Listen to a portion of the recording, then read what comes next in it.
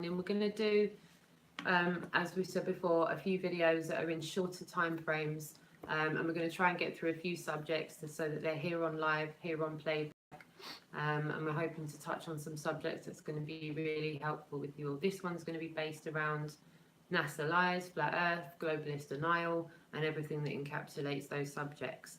I'm here with Eco Dave. Hi guys, I'm back again. And thanks for listening. I know that last video may have been a bit heavy for some, but I had to get out there. And again, it's putting a voice out for the voiceless, particularly when it's my children. So if you want to refer back to this, is going to be, we're moving on to the next subject basically. If you do have any questions about the previous Hangout, please contact me, or or contact, you can contact me by email, whatever. But I certainly, recognize, and I put the disclaimer there for a reason. I certainly recognize that these things need to be talked about. And again, putting a voice out for the voiceless. So anyway, we're going to move on to slightly different things here now. And we're going to discuss a few points, but we're also going to open up for question and answer. So if you want to fire some questions away, we can do that to kick it off. But we want to go a little bit deeper into, what we were discussing first, about, stationary level plane, basically also about NASA and perhaps as well, and, current events. So this is kind of an open hour. We're going to do probably, both of us are night owls, so we're probably going to do a bit of an all-nighter. How many Hangouts we get on, we're not too sure yet, but it might be a couple more. Yeah. But certainly, we're going to be here most of the night, probably. So who knows? We'll get into a few more different topics. We're still live. Don't worry. We're going to get into a few different topics. And we're going to discuss. I'm going to hand it over to Roxanne. She's going to discuss a few things now. Yep. And then we'll just continue with that as well. Cool. So yeah, as Dave was saying, we're going to go through all these various subjects. And while I'm talking to you, I'm just multitasking just now. I am sending a link for a special guest who's going to be joining us, and they are going to be with us in a few short moments. They won't be able to stay with us that long because they've got a super early start, but they're being brilliant enough to come and join us this evening, well, this morning, should I say. So I'm just sending that invite out now. You know who you are. I've sent that to you on Facebook Messenger, and thank you a million for doing that. And now I'm going to get us back on camera here, and here we are. So yeah, we're going to be talking about everything that, let me just show everyone, everything that this encapsulates. Now, everything that, sorry, my dog's underneath there. It's okay. Everything that this banner that's behind us encapsulates is basically what the topic of discussion is going to be tonight. The fact that we don't live on a spinning ball, like we know this, like we know we're not on a ball, yeah? The fact that outer space does not exist, the fact that we never went to the moon, yeah? And that's just for starters. Yeah, the fact that they're still teaching kids a belief system in school, gravity. Yeah. Sorry, I'll just mention something. We really have to change this education system, guys. I'm coming from an education background. I'm a teacher, so basically, this Victorian system where the kids just sit and be told, and told to accept what they're told. Yeah. We've got to change that. It's been around for 150 years and longer. We need to change the system. People need to be exposed for the frauds that they are. We need to change the system, and we need to. Hey, Jason. There's our guest. Nice one. Okay, everybody, we've got Jason of the Disbury with us as well this evening. Thank you so much for joining us, Jason. I know it's obscenely late in the middle of the night or early in the morning, which he's also a night owl, aren't you, Jason? Also a night owl. Okay, so if you can hear us, Jason, we can't hear you. So it's either on mute, or the volume might be really turned down. Let me double check on mine. So just getting back to what we were saying, guys, we need to change this. Change the Victorian education system. Kids have a natural ability to learn. And there's far better systems, for them to be able to, to learn, basically, But this system of putting, kids in a classroom for, however long, 12 years or whatever, and then just at the end of that, just repeating what they've been told. Come on, guys. We are, we're more intelligent than that, and the kids are certainly more intelligent, especially the kids, especially the kids these days. They've got the internet. We never had the internet when we were young. We never had the internet, But the kids, I tell you what, the kids will learn more on the internet in a week than they'll learn in a year. Or some kids, a year in school. I'm telling you, something that's beneficial. Telling you what, we need a radical overhaul of the whole education system, and it can be internet based. How about that one? What do you reckon, Jason? Can we hear you yet? No. I've got you turned all the way up. Are you muted in or? No, I've got your volume turned all the way up, Jason. Do you want to try coming back out and coming back in again? Okay, yeah. All right, darling. So just getting back to the education system, I don't have any answers for sure, but I'm saying we could use a more internet-based system where you give, children, kids access to certain, not open access, of course not, but certain, access to certain forums, certain, info on the internet, so where they can learn from. And I mean, they're doing it, starting to do it these days, I know, but it's only, it's only a small percentage. Certainly I've actually been in schools that use the internet more so, and it's a great tool. It's a fantastic tool, and it's more of an open forum. Where kids have an input into what they're learning, rather than just being told what to learn. Come on, we need to improve this system, modernize this system. And to all the teachers out there, come on, you're the guys that should be doing this. And to the education, the education authorities, you should be looking at this internet-based education. That's it's going to happen. Doesn't matter, whether it happens, in 1 year, 2 years. Eventually, it's going to happen. So, like I told you, kids learn more on the internet in a couple of weeks than they learn in a whole year. They're learning more on the internet than they learn at school. Come on, we need to change the game. Yeah, that's really well said. Absolutely well said. I'm just going to give a shout to the chat room. Thank you, everybody, for tuning in. Jason, can we hear you? No, still can't hear you. That is not fair. Is it on his side or is it on this side? Yeah, I've tried my side. I've got you turned up on the control room. Sorry. Got you turned up in the control room. Can't hear you. Gutted. Just give it a few minutes, Jason, and try and come back. How about that? Tried everything on my side. I've got you turned up. No, can't hear you.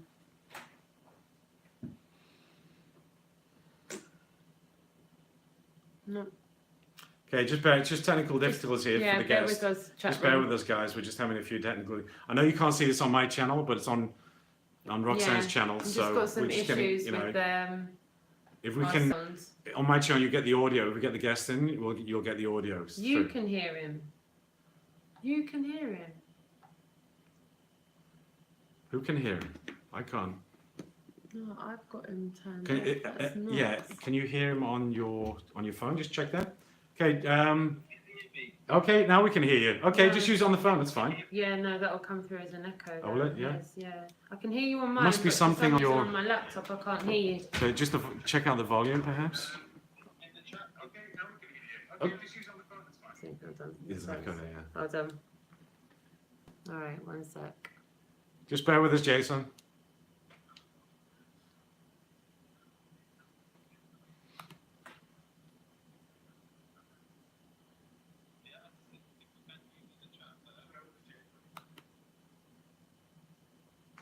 Yeah, that's muted though. Is it the mic's muted or? That if I did that, then it would be.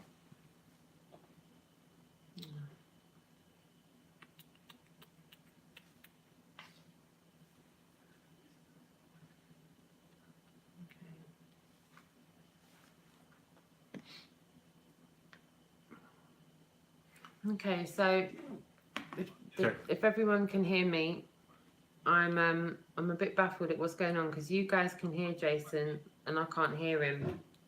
So I'm wondering what to do about that.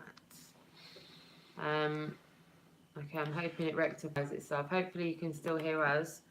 And Jason, if you can hear me, yeah, try and come back in again. Once again, I want to thank the chat room for joining us at 10 to 2 in the morning. We're doing a selection of videos that are going to be there for replay. They're going to be short section videos. This one here today now is about flat earth, globe light, everything that goes with it. I'm hopefully going to be joined by Jason and Disbury as well.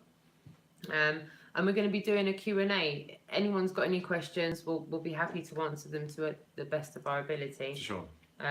Obviously, I'm not not that a PhD helps, but I only know what I know. I don't know anything that I don't know. I haven't been studying the moon for 2 years, so I'm not going to be able to answer like massively deep questions about the moon. Like, there's going to be a few things that we're not able to answer. I don't have a working model. Mm-hmm. So I'm not going to be held down to a model. But guys, just go to Bart Sobrel. Funny thing happened on the way to the moon. Yeah. It's all there. Once you've checked that video out, we never went. Okay. And just like First question: Buzz Aldrin. Volcanoes, real or hoax? I'm not a volcanologist, so I don't know. I have to be honest with that. Yeah, but I don't think what they tell you is not all it's what's going on. Yeah. So I really have to be honest. I'm not a volcanologist, so I'm not. Please, I hope I can hear you. Go on, Jason. Are you there? Oh, No. oh, there. Yes. We got you. Yes. Woo! Hi. Maybe Jason can answer. We're talking about this guy's asked about volcanoes. Jason, do you have any info on volcanoes? Are they real or a hoax? Right. Okay.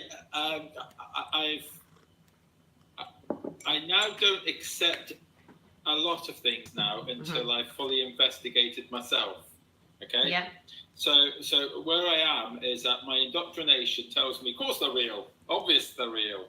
But I don't have any life experience that they're real or not. My gut feeling tells me they're real. Okay. So, but I do actually say to a lot of people, is anything and everything's on the table now. It's not to be laughed at. If someone says, is volcanoes real or not? Is it a hoax or what? Yeah, it's not to be laughed at. It's a legitimate question that needs to be examined. My indoctrination tells me that they are real. Of course, they're real. I can only go as far as that. Good. Yeah. Like I say, I'm not a volcanologist, so I can't give an insight into that.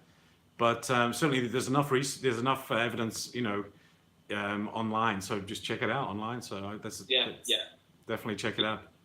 I think if anyone's got doubts about anything, then yeah, it needs research. I thought the most stupidest, ridiculous thing was this airplane fuel hoax. That's been going around. Our aeroplanes are they using fuel? Because there's quite a lot of strong evidence that suggests otherwise. Can you talk a bit more about that, Jason? What have you come across? Well, really? Have you not yet? I have, yeah, but just kind of. Well, I mean, yeah, it's kind of. I thought it was very fascinating, and you've got you've got guys going inside airplanes in the wings, where all the fuel is and that, and they're walking inside with no breathing kit or anything. And can you imagine what the fumes are like? And your eyes will be stinging, and you'll be choking and half dying, and they're just walking around with hammers, checking all the seams, making sure that everything's all okay. And I kind of wonder. It doesn't add up, does it? So yeah, and then you see. So there's a lot of kind of there's things that don't make sense to me. We've got. I live quite close to a local petrol station here, and so I often see the main tanker turn up. And the guy who gets out, before he starts fueling up, he starts putting up all his protective gear on, and he got his fireproof gloves and boots and all sorts on, and then he starts attaching all his nozzles and all that, and it's a serious threat. Something can go wrong. For sure. I mean, you have to look at what's happened in places like Nigeria, with tankers and things like that. That. Yes. Yeah. But when you see these videos of these guys refueling aeroplanes and that, and they're in t-shirts, shorts, and pimples, and health and safety. They've got no fuel stains on them or anything. Nothing's it kind of like, it doesn't look right. You know, like my gut, if we're talking about volcanoes before, my gut feeling says something is disastrously wrong with how much fuel these things are taking. And I am very paranoid and think that, personally, I believe that they are running on fuel. I don't believe that they're running on the amount of fuel that these are meant to be taking. Because they reckon it's something equivalent to about 80 or to 100 cars on the wings. Cars on each wing. Yeah, on each wing. So it's 100 cars on each wing in mass. That's just, but the thing is, the old adage, Jason, you've got to question everything. Yes. The era we're in with the internet, you've got to question everything. Yeah. So I think it's legitimate for anybody to, if you've got doubts about some, there's some really taboo subjects as well, and I don't like them. They annoy me in that, and that might be my indoctrination as well. I don't know. You're talking about Jews and Nazis and things, and and it does it's some of it, and it might be my indoctrination, and I apologise, but it sickens me. When I hear people talking about that there wasn't a Holocaust and stuff like that, but that's who I am, where I've been brought up and all that. So I believe, yes, question everything. Are the numbers wrong? Yeah, maybe they might be wrong. The numbers. Did people die? Yeah, people did it. Obviously, fake Jews worship fake state. Yeah, there is things wrong with it, but I'm indoctrinated with the rest of you guys, and we're all indoctrinated to more than others on different other points and that. Yeah. Can I open up another topic? Chemtrails. I mean, when we were kids, there was no chemtrails in the sky. There was the cloud. There's normal clouds, fluffy clouds, and just or a contrail that would just phase out after about 30 seconds.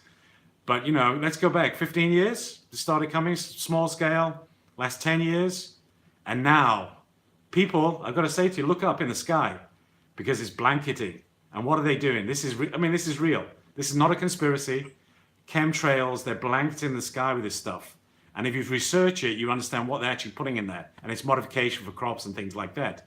And then also heavy metals in the chemtrails. There's a lot of work been done recently on this as well. So, chemtrails are evident. Look, it's there. You can see it with your senses. A contrail. I was actually in the park the other day, and I saw a plane go over. Contrail, clear, and it dissipated within 30 seconds to 45 seconds. Another one, going the same direction, maybe a little bit later. It stayed there for about it stayed there for about a good hour. It was a chemtrail, basically. Yeah. So guys, research this, and I tell you what they're putting up there is not for our benefit. It's not for our benefit. And I think there's different types of chemtrails as well, as you say, because I have seen the sky, I've gone out in the morning and it's been clear, and then I start seeing a few chemtrails happen about 12 o'clock. But I tell you, I've been there at 6 o'clock and they're still there. Yeah. The sky's full of it. And then what they do, they morph into clouds. Then it's weather.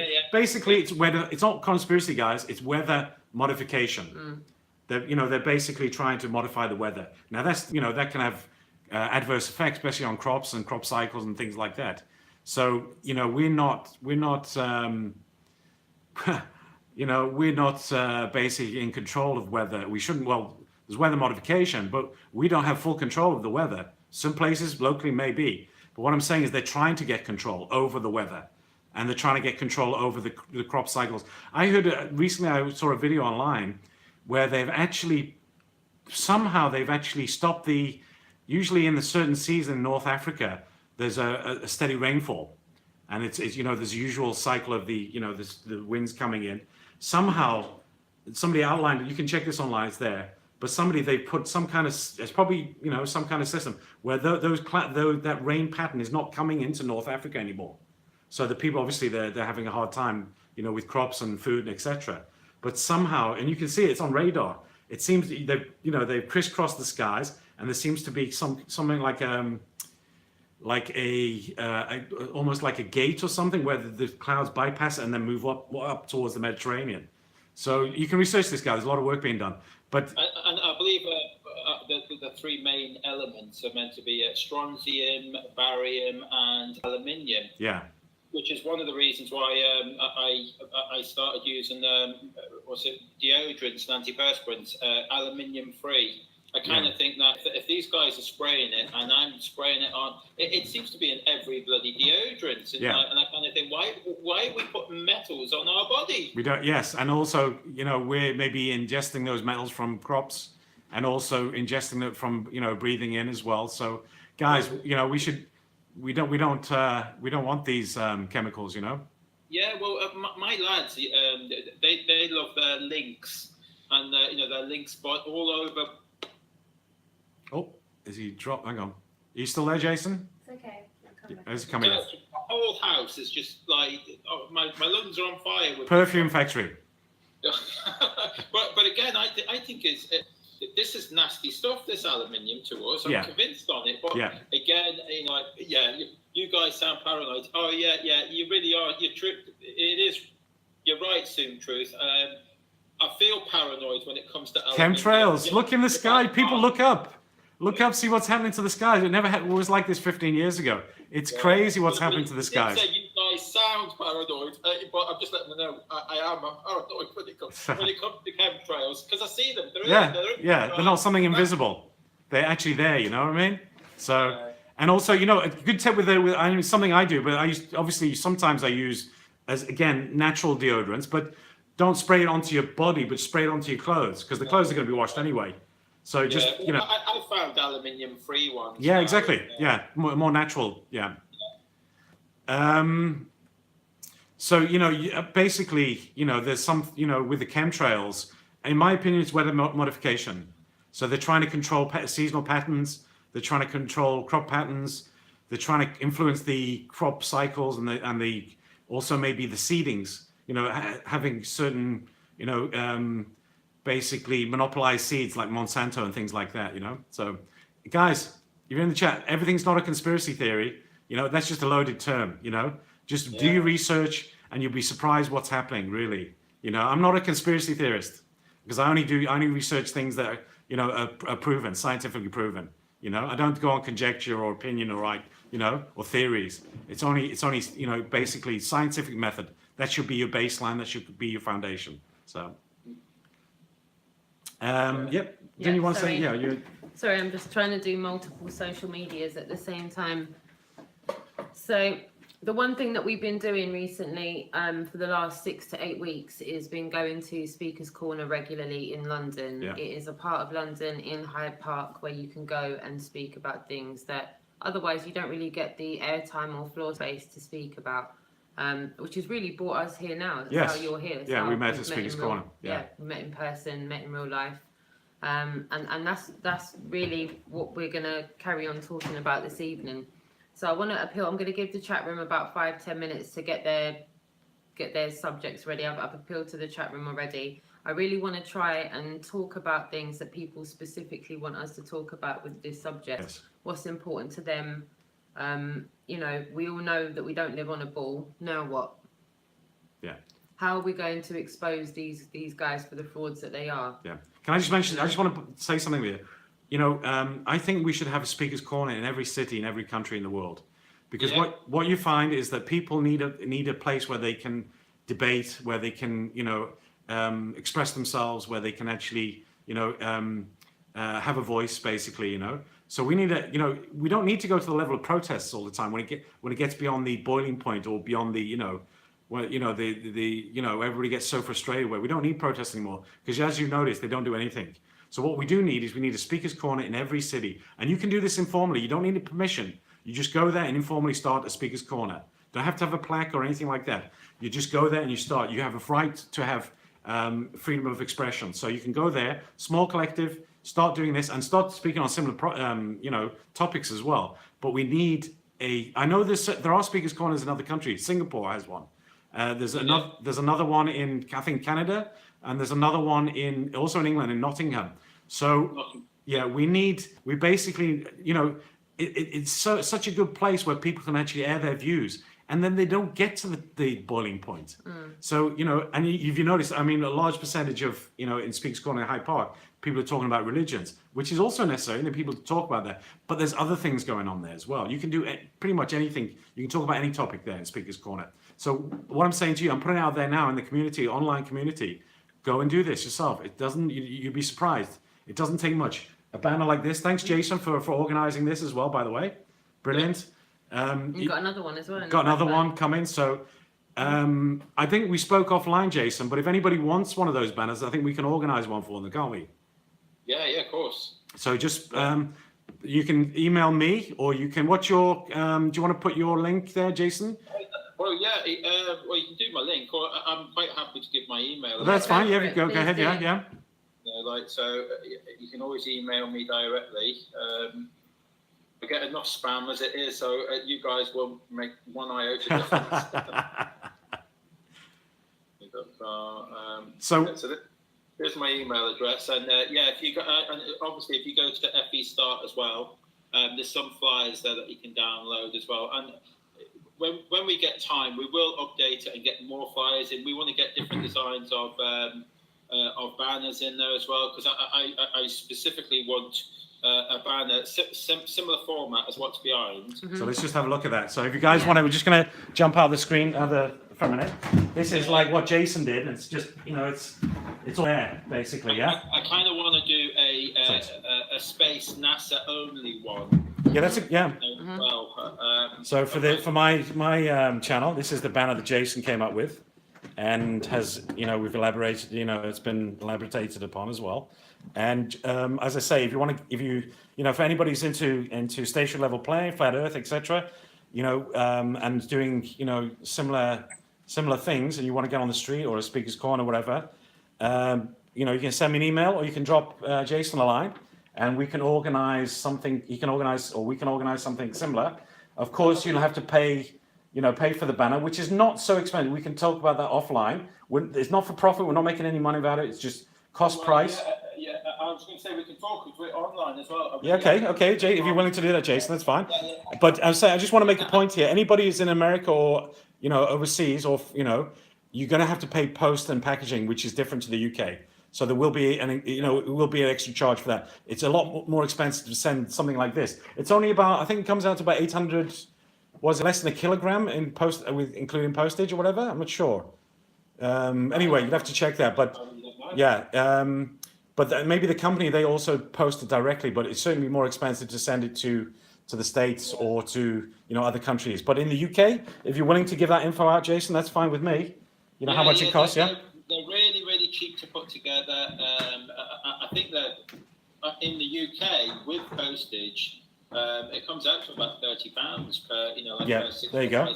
But really, fantastically cheap. But if anyone in the States and all that wants one, it will cost. It may be cheaper to get one done locally. I'll just send you all the PDFs and all the information that you want for it. Okay, and just a point, Jason would be kind enough as well to put your information here. You see, we've got your YouTube channel, the Instagram channel. We've got John Smith's Global Eye there as well, and FE Start. But you can have several channels there. And Jason, would you be able to organise that for him, Jason? To put to customize to their to customize it for them, yeah. Sorry, I'm just going to take you up close to it so you can see. So Jason would be able to help you out with the customization to put your own info on there for your links to your channels. So I would suggest get in touch with Jason, because he's got the information about the company, and Jason has he's got the templates for it. So it's very easy for Jason to actually put the links in there, because he's got the original template. So I just noticed Flat Earth brought that. Yeah, you're welcome. Just send me an email and I'll get the files out. And if you want, we can collaborate and we can change a few bits on like whatever that you want, buddy. Oh, that's another alternative. Yeah, you can actually get the files sent to you, and then get in your local area or in your town or city or whatever, you can get a banner company to make it up.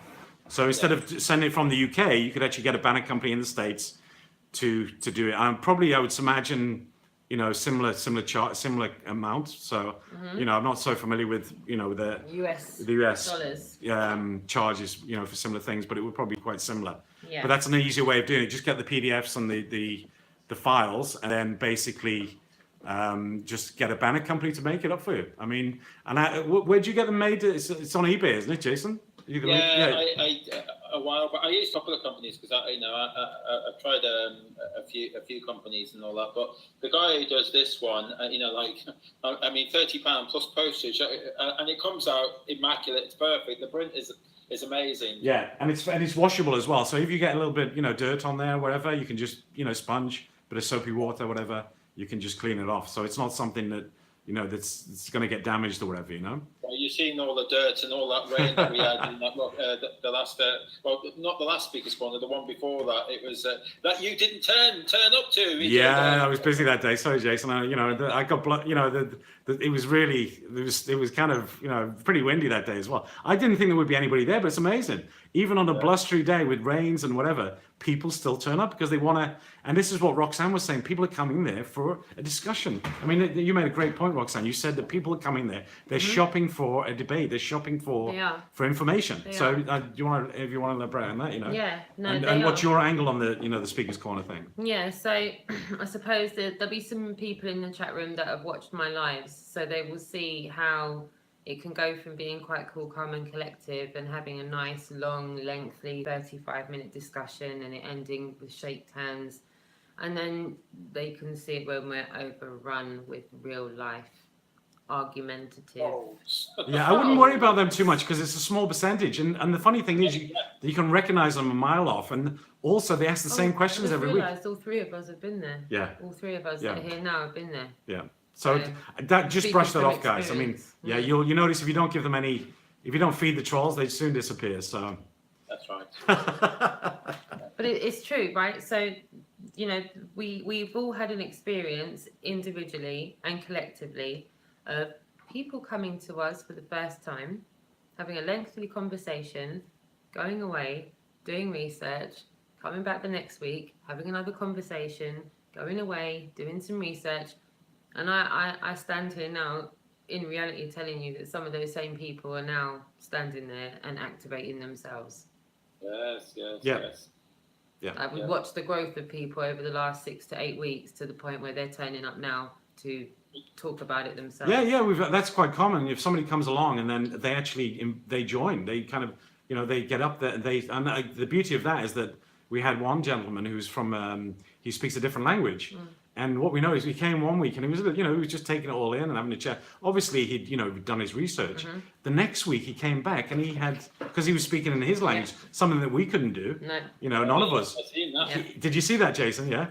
I see, because I had a conversation when he first started. Yeah. And he had. So I was one of the people that helped him. Was it come into it? And he was a fascinating chap. It was, yeah. And do you notice he had about 50, 60 people around him at one point? Yeah, and they were just amazed to see. Yeah, and good on you if you're listening now. I mean, you know who you are because we've spoken a few times. You never know, we might see him tomorrow. Yeah, so good on you. I mean, he seems to be there every week, so good on you. If you're listening now, maybe it might be worth us reaching out to a few of these people to maybe get them to come on a live hangout as well and give you their aspect of things. Because a lot of these people come from different creeds, different cultures, all different, international communities across the. And if everybody's listening, if anybody's listening there and wants to, who's researched this and involved, come along and have a chat, and and certainly if you want to get involved, it's an open forum. Yeah, definitely. Yeah, and again, back to that point, we need a speakers corner in every city in all countries of the world. Doesn't matter which country. And I'm telling you what, it's beneficial to all. All because we don't get to the point of protest then. How long will this be able to carry on? All this? Yeah.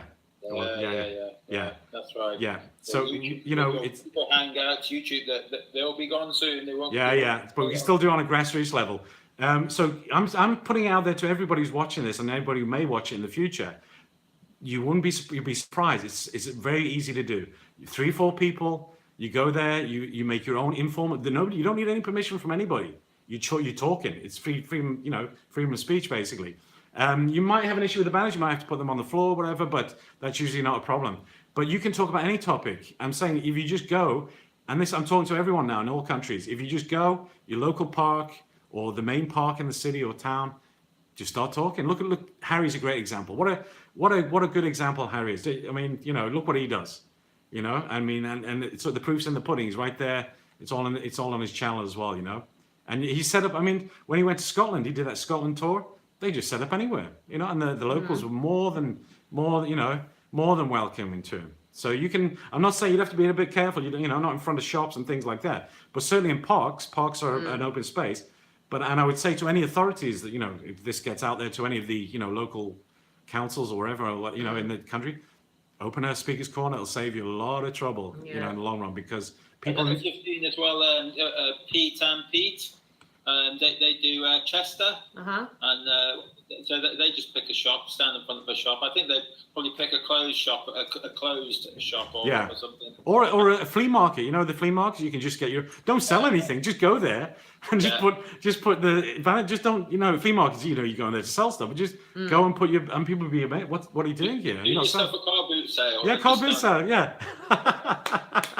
There's it. I mean, that's every Sunday in every town. In every, you know, in the UK, I don't know about in the States, but every town has a car boot. Just go there and do this, you know, and it costs you what, 5 or 10 or whatever, but you know, you'll have a good time doing it basically. And say, Jason with the banners, because sometimes you need a medium for you to talk to somebody. You need a medium, especially with these kind of topics. You need a medium to get the conversation going. You can't just say, you know, bomb, you know, but you can. I mean, also you can. We've done that speaking. Go on, you just start speaking to people because that's the forum. But it's good to have mediums like this because then it starts the conversation. So definitely, you know, speakers corner in every town, every city. Certainly in England, I think that was the tradition a while back. You know, not only London. It was that was the tradition. You know, if you wanted to say anything, there was no newspapers, no media, nothing. You know, that was the way of doing things. Get in the park and you know, getting on your box. Jason, basically. you've had a little experience with talking to mainstream media, haven't you? It's on your channel on Jason of the Disbury, isn't it? Do you want to care and share your experience on your boat speaking? Yeah, to I'm just trying to think what his name was. Jeremy Vine. Jeremy Vine on Radio. Was it Radio 2? Sorry, because the way that come about, just to inform a few people, we've done some activism in the Isle of Wight, so I met up a couple of people, and then I got a phone call while I was on my boat in Penzance in the harbour, and he said, "Go on that. Jeremy Vine's going to be doing a chat on the BBC Two radio station." And I thought, you know, it sounds great, but he's such a fucking idiot. He said he'll make a mockery of us, and not realising that I thought he was talking about Jeremy Kyle's show, who's a complete idiot in our country. That's a different. That's a different guy. That's a different Jeremy altogether. You know, it sounds good for us to watch, but you know, like, don't go on it for yourself. They'll make an idiot of ourselves. And then afterwards, I kind of thought. I realised it was Jeremy Vine. I thought, oh no, you really want to go on that? That'll be that. You know, he's pretty fair with people. You want to speak to him, and so I phoned up. The Radio 2 channel and that, and then they turned around and said that they've got enough people that but they may be able to fit me in if someone cancels. And the person who cancelled was Dave Marsh. Yes, Dave. Yeah, he mentioned that to me. Yeah. Yeah, he cancelled. I think he had problems with the NHS, so, you know, like saying that he's not allowed to do such a talk or something. So when they phoned back, I was totally caught off guard, and I was going around frantically trying to switch cameras on and things. And were you on your boat, Jason? Were you on your boat? Can I ask? Were you on your yacht? Yeah, I was on the boat. And wow, you had a good Wi-Fi signal, yeah, and everything was fine, yeah. Yeah, nothing wrong with that. That was all okay. Yeah. But it just worked out so well. He was really friendly. He was really kind to me. You know, like he was fair. You know, like of course I don't know what the questions are going to be. You know, like he just kind of like, you know, hit you with these questions, and he made one mockery statement. You know, like am I in the harbour so that I don't fall off the edge of the world? Yeah, that's part of the course, though, isn't it? It's part of the course. That's it. So, but that was kind. It could have been so much more. He's actually he's quite a well-spoken, intelligent guy. Yes. So, and I think the interview as a whole, I mean, just coming from an observer's point of view, came across really well. And especially, I don't know whether you did the edit or did John Thor do the edit, or did you do the edit of it? Yeah, I did the edit. Yeah, the edit came across really well as well. So, kudos for that, you know. Yeah. So I mean, like, I think sometimes when we see people on the media, we're quick to be negative and to judge. But what people don't realise is that you're not in control of the edit. Yes, that's the you're thing. Not in control of it all. There's an edit room there. Even when you think it's live, it isn't live. No. There's always a delay there. So yeah, you're just not in control of it all. And I think that because I heard all the negative comments of the guys who went on the morning show, in ITV, yeah. ITV.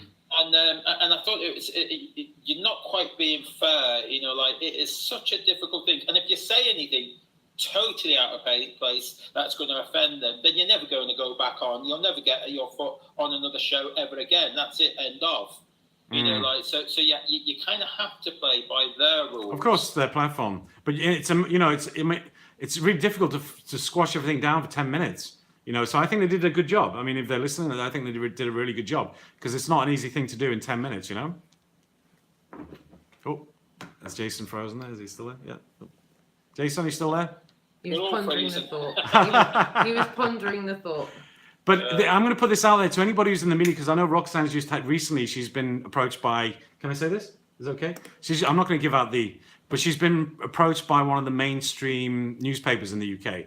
So anybody who's in the media, who's in the, whether it be, newspapers or TV or whatever, I think most people in this community are certainly, I'm not going to speak for anybody else, but we would certainly be up for doing any interviews with newspapers.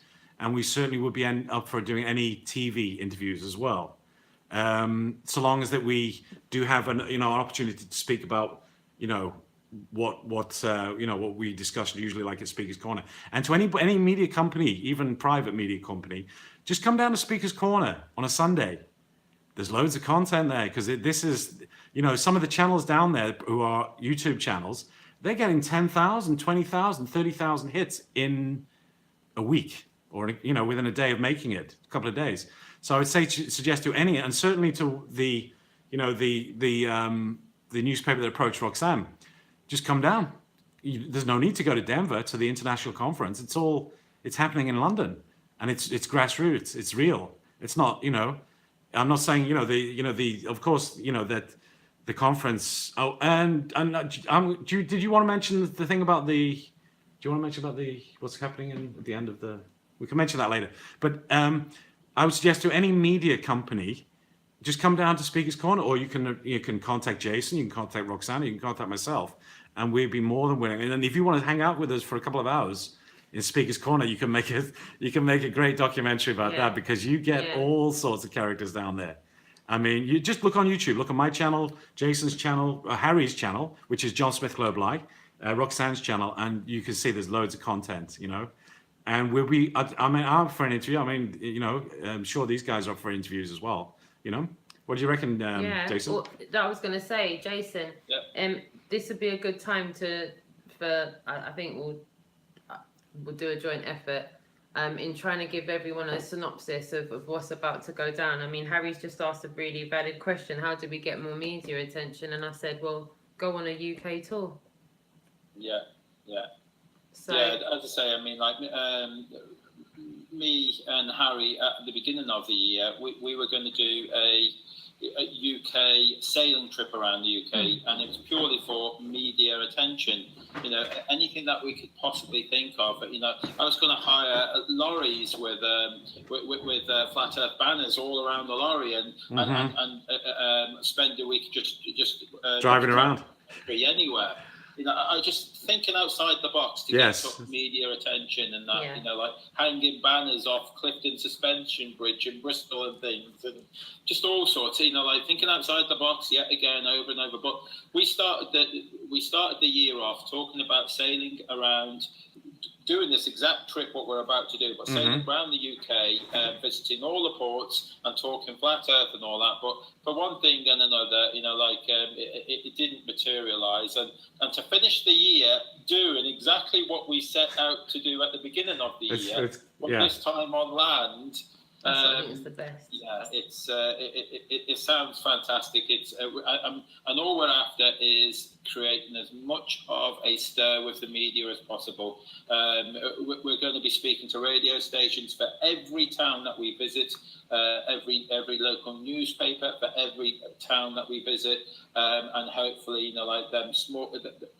small news media outlets will filter out into the bigger outlets. Yes.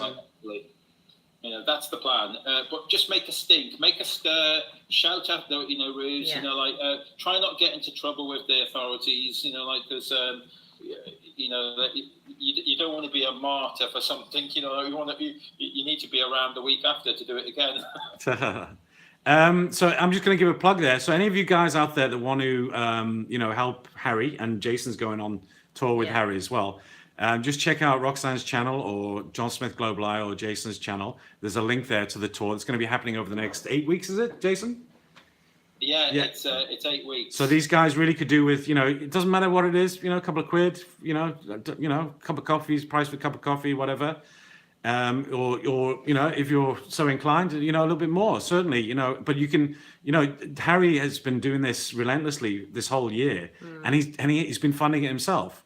So, just why not, shoot Harry, a couple of quid and whatever, and you'll be surprised. It's on GoFundMe and it's on Patreon as well. So, he's not making profit. He's not doing this for money. No, we all don't do this for money. It's certainly not. You couldn't make any money out of this for sure. It's just, right. If anything, like myself, by doing this, to not work for 2 months and all that, I'm going to be losing quite a lot of money. It's far from what you think. We're paying for our own food. We're Petrol. paying for our own beer. Petrol's a big one, isn't it? Petrol's going to cost you quite a lot. That's it. Any money that goes for it, it will just go for leaflets. It will go for the petrol, for our accommodation, the camper van. So any big spenders out there, certainly Richard Branson or any of those guys, the big, big benefactor. We need a big benefactor to get behind this. So like I said before, you just shoot any of us a link, and fully transparent. It's not, and just get behind Harry what he's doing, because he's doing this and with Jason together. But he's been doing this for a long time on his own, pretty much, and he's a great example to everyone. So, massive. Yeah. I'm putting the link in the description. In the chat room now, as we speak. So, Jason, are you going to go full tour? I spoke to Harry earlier. You said you're going to go full tour. I wasn't meant to. Look, I was meant to be signing 3 weeks ago. I was meant to be signing a year's contract with Mars and Wrigley's. And for one thing or another, I get the sneaky feeling they're seeing my Facebook page. Oh dear. So I got a feeling that, because I've been working with them over Christmas, and I'm a computer technician. Yes, I'm a computer analyst. So I've been working for them. They've been really happy with my work in that, and then. But I didn't have a full-term contract and all that. So they phoned me up 3 weeks ago and said, "Oh yeah, we've got a year's contract for you." So I said to Harry, "No, I can't go with you. I might do a few weekends and that."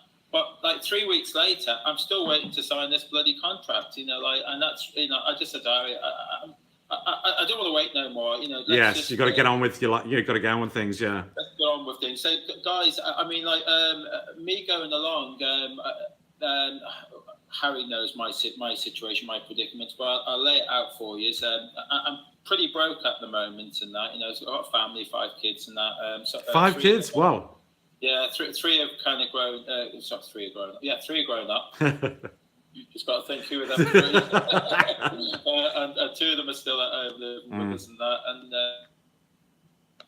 it's all right. We'll come back. Yeah, it's just lagging. But... It glitches sometimes. Okay. Sorry, it's all right. We'll keep going with it. Okay, guys. You're back. Yeah, I don't. Can you hear me? Yeah, it's fine. No Yeah. Yeah. So I'm going along with this tour, and what I've done is I've sold my bike. What, your motorcycle? Yeah, it went away today. Oh, that's a tough one to part with. So I was having a little cry about that. What was it, Jason? What was it? What kind of bike was it? Oh, it was only a Honda Ferrado 125. Uh-huh. But it's the biggest of all the 125s. Yeah. Nice touring bike, yeah. It is. It's a great touring bike in that. So that went today. So I've put quite a bit of money in the pot for Harry. Oh, cool. And myself, again, I said, like even Harry will say that we're feeding ourselves and we're as well on top of it. So, but it just means that I've decided that I'm going to do the full 2 months with him. And that way we can share the drive and share the experience. It was something that we were going to do at the beginning of the year, and now we're ending doing it. Brilliant. Anyway. That's so apt. It is great, isn't it? And then the itinerary is all there on the channel, on your channel there, the itinerary, so people can come along. So, they know where you're going to be. Well, we did put a calendar up there, but some people have had a few problems trying to view the calendar. So what there'll be is on our Facebook pages that the dates are all on the Facebook pages. But when we start, we do have another website called globeli.co.uk. Mm-hmm.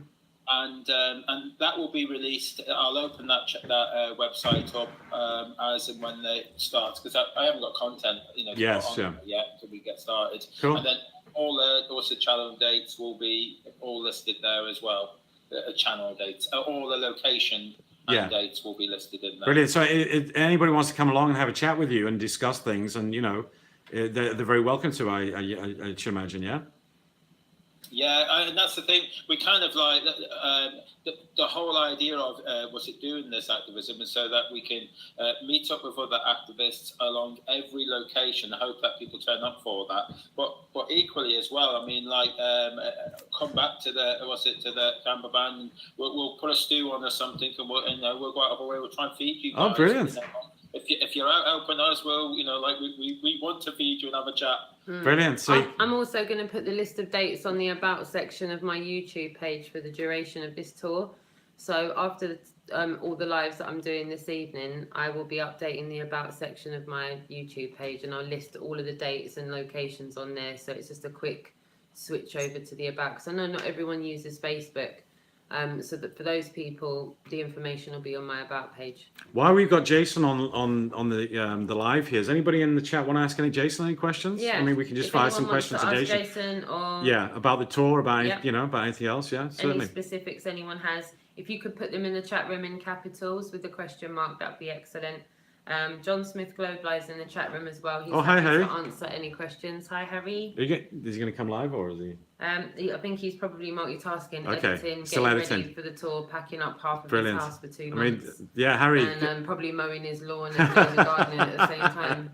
All singing and dancing. Shout out to Harry. I mean, the Marathon Man. Again, I've got a new nickname for him, Marathon Man. Unrelenting force. An absolute. Should see him at Speaker's Corner as well. Brilliant. Brilliant. And the edits are fantastic.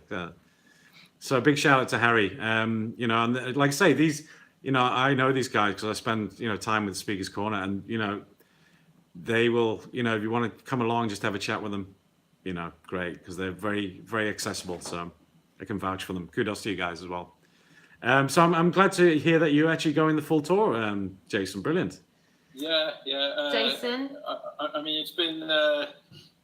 I always say that when you've got relationships in flat Earth and all that, you have to use your common sense and have balance. A little bit of flat Earth, a little bit of relationship time, and that. And I am absolutely useless at that. I really am. It seems to have gone all flat Earth this next 2 months, and I fingers crossed I've got a home to come back to.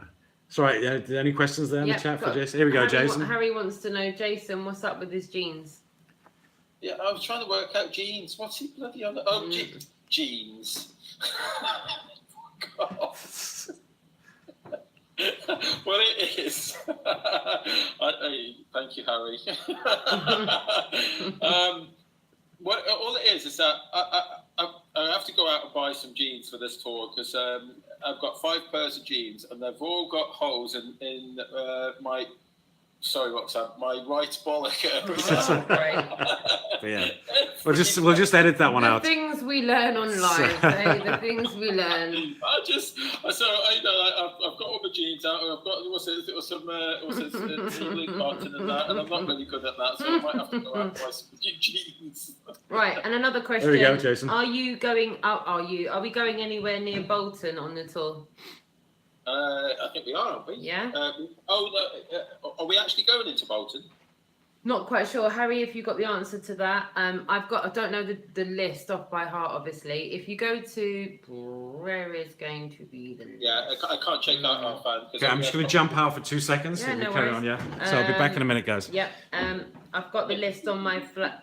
I know there's people in the chat room that don't have Facebook. So if you bear with me until the end of this live, I will update the about section on my YouTube page, and that will give you all of the destinations and all of the dates. There are over 50. Am I right, Jason? Over 50 destinations. I think it was over 56, was it? Wow. I think it was about 56. Right. So over 50 destinations, ending in London on November the 3rd. It's going to end in, I think, undisclosed location to be confirmed publicly, or can it be confirmed publicly? Not the venue. The area. That's right. I mean, we will be ending in London, but we think we've got the location that we'll be ending at, but we're not 100% sure yet until we've secured it. But we want to do. Can we tell people what we want to do? Yeah, we can tell them that. So we want to do an end of tour free conference in London with some drinks and nibblies for people to come to, where it's going to be an opportunity to meet with anybody and everybody that's A, been involved with the tour, and B, is in the vicinity of London. If we can get anybody to come to the venue to have some heated debates and have it out, then we will do. The tour is going through Oxford and Cambridge. So, there's no telling what the outcome of the tour is going to be. And on that journey of the tour, should you and Harry come across people that are interested in making a pilgrimage to London for this free conference, and it is a free conference. Wow, free conference, guys. We can do this free. Yeah, this is a free conference. It's free for all. The more the merrier. Come one, come all. We the people, we need to stand up and be counted. And I really do believe that is going to happen with real human interaction. I appeal to every single country across the face of this flat plane of existence, no matter if you're in Poland, in Tenerife, in Italy, in Spain, Portugal, no matter where you are, go out and have human interactions with your fellow human beings. Go into your town centre, go to your coffee shop, spark up a conversation, and don't make it a mundane one. Eventually it can lead to this, what we're talking about now. Free open debate, basically. I'd love to see in my lifetime multiple countries doing this, and just, in America, I appeal to all Americans, get on your Route 66, man, and go from east to west. Yeah, wow, and DMarble. Wow, you've got a vehicle, bro. Yeah. Like, I will sponsor you, fam. I will get out there. You. If you get out there and do it, I've been in the States. I know. I'll put the dough in your pocket. The road trips you can do in the States. Oh wow! Massive respect to DMarble. He gave us a shout out on his Hangout the other day, and he sponsored us as well. So Brilliant. Like for like, we're going from one side of the country to the other, and we're trying to tell the masses. I strongly suggest the US compatriots that are in the chat room get their thinking caps on and get a massive tour going from one side and stop by NASA on the way. We're going to try and make a pilgrimage and try and swing by the old British Space Agency and make some noise within vicinity of their earshot. Brilliant. And I think, that's what we need to call out these frauds for the criminal people that they are. 54 was it 54 million a day? How can we look for ways NASA? to expose these frauds? How can we look for more ways to 19.1 billion for wow. what they are? So I 50 think, locations, like, man. People like John Thor and that, like he's bringing up some nice content and that. Yes. I'm a big fan John. of like Globebusters, and I think I learned an awful lot from places like that.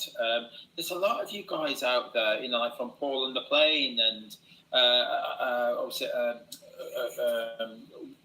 Phuket. Is it Phuket? Phuket Word, yeah. Phuket Word, yeah. I learned so much from these guys, so it's not just exposing them; it's learning this stuff yourself, and what's actually going on in our world. Yeah. A brand new way of learning. It's just research, keep studying and get educated. So when you're out there on the street and you're talking to people, we're not being laughed at. We've got legitimate arguments, and we've got really good, strong, healthy debate with them. So yeah, just keep researching, keep learning. Yeah, I mean, it's surprising over the course of a number of months how things have changed. Even and really it's breaking through to the mainstream as well. It's like, but kudos to you and Harry for putting on a free conference. Well done. I mean, that's going to be the end of the tour, is it, Jason? Is that the end of the tour? Yeah. Well, basically, I mean, it's not 100% definite yet. That's why we're not giving the location away yet, because we're trying to organise a space for us all to have for for the day. And it's going to be in November, is it? When is that? November? Yeah, Third. It will be November the 2nd or 3rd. Yeah, okay. One of them 2 days. I'm not sure which one. Oh yeah, sorry guys, I've got another question. This is just going to peel off as well, and I do want to stress all the links and everything going to be put into the description at the end of this video. And the links are up there as well if you check. Yeah. We do have a genuine question, and it's for both of you, but I'll start with Jason. Okay. We've got a few people asking the same question. They want to know how old you were when you woke up, and how you woke up, and how you've got to the point where you are now. Okay, yeah, it's quite fresh for me, so it's a little bit easier for me. I've been asleep for 47 years, and I woke up last year. Wow. Last year. It's okay, we'll go with it. We just had a little connection cut, but carry on, Jason. Okay, yeah, there. Oops, okay. Yeah, so I was watching.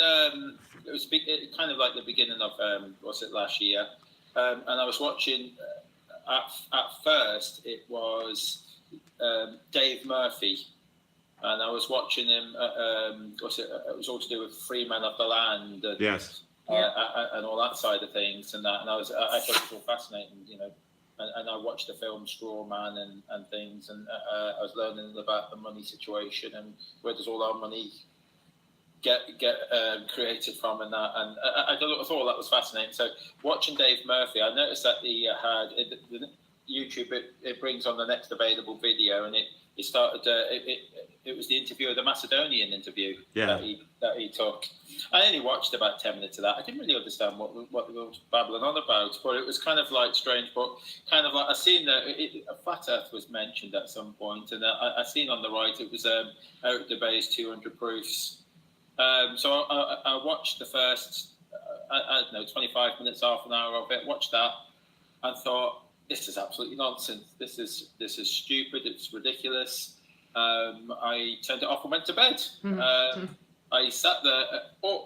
Sat there literally. I was probably sat upright in bed, kind of like just looking at the ceiling in bewilderment and wondering what the hell I just watched, and my mind was racing because all my life I've always had a problem with understanding the seasons. The seasons to me have never made sense my entire life. On a ball, yeah. Well before Flat Earth, on a ball. They do not make sense to me. I never understand, or I will never accept because the tilt of the Earth, yeah. You're talking nonsense. It is. 93 million miles. 26.4 degrees. What's the include? You take out of 90 degrees, and what is it? 666. What are you talking about? It makes no sense. I think you have to be a moron to believe in. Of course. How can the tilting ball still revolve and around? Oh, it's just fantasy land.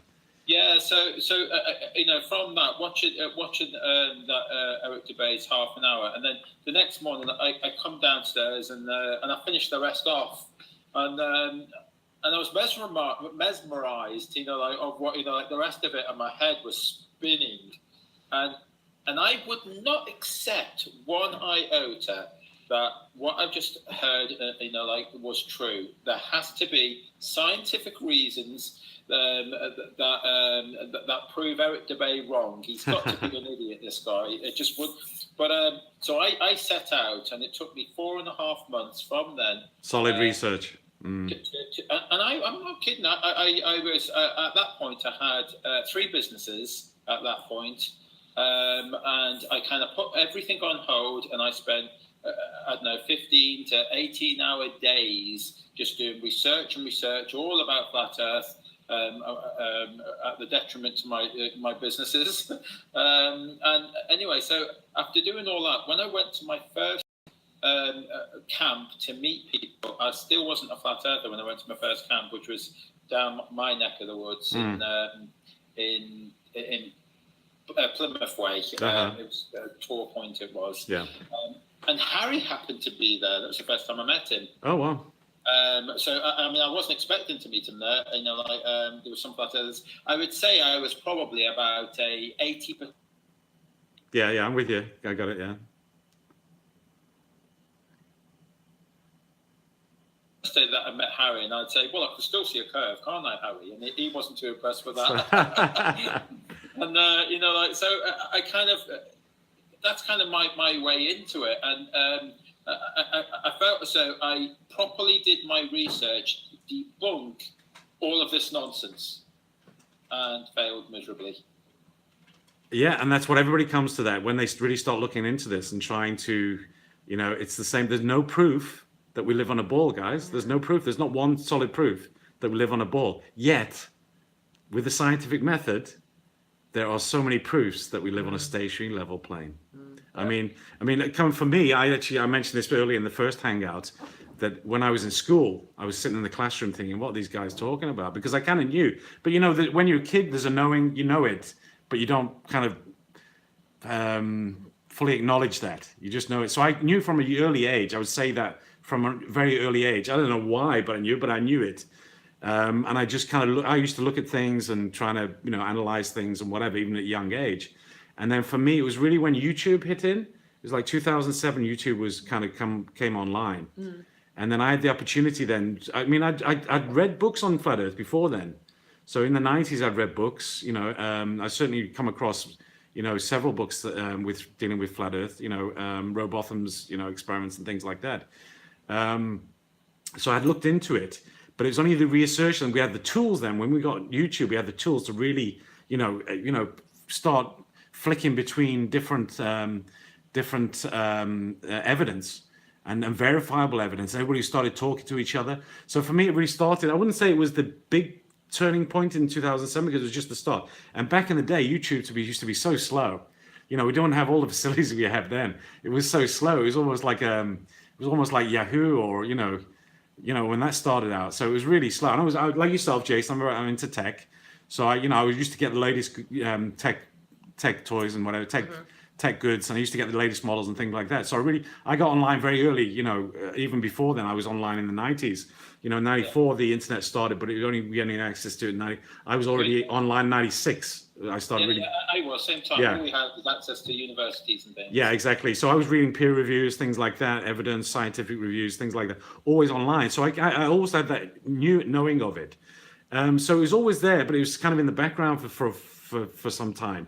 And then only, I would say, from about pre-2010, you know, when the financial crisis hit, I tried to figure that whole thing out, because it didn't seem so, you know, why would they just kind of, you know, Freddie Mac and the bank, they just kind of, you know, everything just collapsed. So I really started, you know, you talk about things, you start investigating.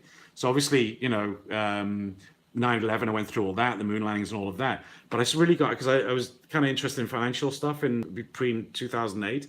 So I really started researching why the big financial crash happened.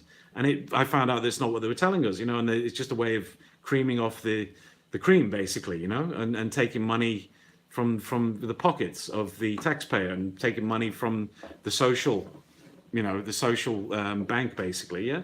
So that I really went in depth with the financial crisis, and then started to realize, then talk about the IMF, the Federal Reserve, where money comes from, again, the free man on the land, and it all kind of just kept on. And it was so much, because there was so much information on YouTube, then I was like, you know, wow, you can research basically anything. So I'd say pre-2010, I really got into flat Earth.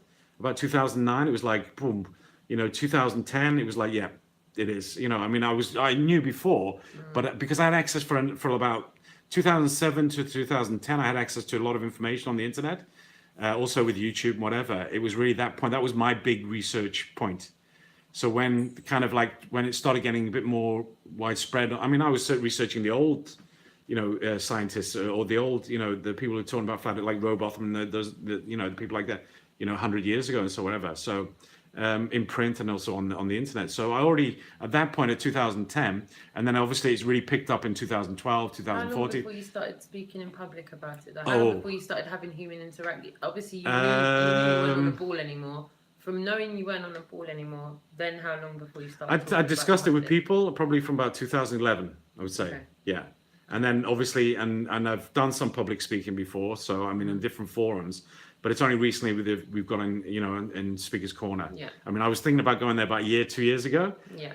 But on your own, it's like it's kind of a, so it's like, but I'm so glad that I met these guys because we're, active, and it's, doing something in a group is a lot, is a lot easier. I'm not saying that you couldn't have done it. I couldn't have, it could have been possible to do Speaker's Corner for sure. But it's, because of I don't want to get into the politics or anything or whatever that's happening in the Speaker's Corner, but because of how Speaker's Corner has been over the last, it's a lot easier to do it in a collective. Yeah. And I would certainly go to other channels because other channels there's some big channels in Speaker's Corner that take an interest now in flat Earth. And actually some of those, I don't want to name names, but a lot of the speakers in Speaker's Corner are on board with flat Earth. So, but some I'll just put a link, content over everything is a big one. They film everything. Jedi Online is another channel that films down there as well. Jedi Online, and then there's Speaker's Corner TV. Yeah. There's Mr. TV. And then, so there's many channels that are actually putting content out there, basically, cool. And they cover everything. It's not just specific. It's not just specifically for one group. So they put up pretty much everything, and then, so it's all there. I mean, some of these big channels, they're getting, their views are increasing quite a lot, specifically when certain topics are there. So, but what I'm saying, so for me, it's over a number of years.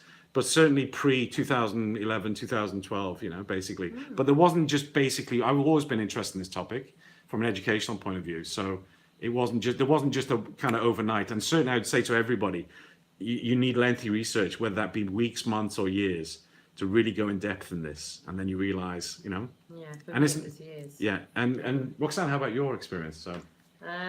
Well, I have said my experience before, but a couple of people in the chat room have asked me to share it again. So I had my two kids. I had my first kid when I was 21, had my second kid when I was about 25, 26. And after having my second kid, I was really more aware of my surroundings, my reality, if you will, and the questions that I'd always had growing up that I'd subdued. I think just like you said, you kind of are aware of things, but you don't really visit it in any way. You're too consumed with being overwhelmed with your job, your education, daily life, trying or to whatever, survive. Daily life. So when I became a mum, I started to become more aware, and I went down various different rabbit holes. The first main one that I went down was Nibiru, and you can laugh me off the park if you want.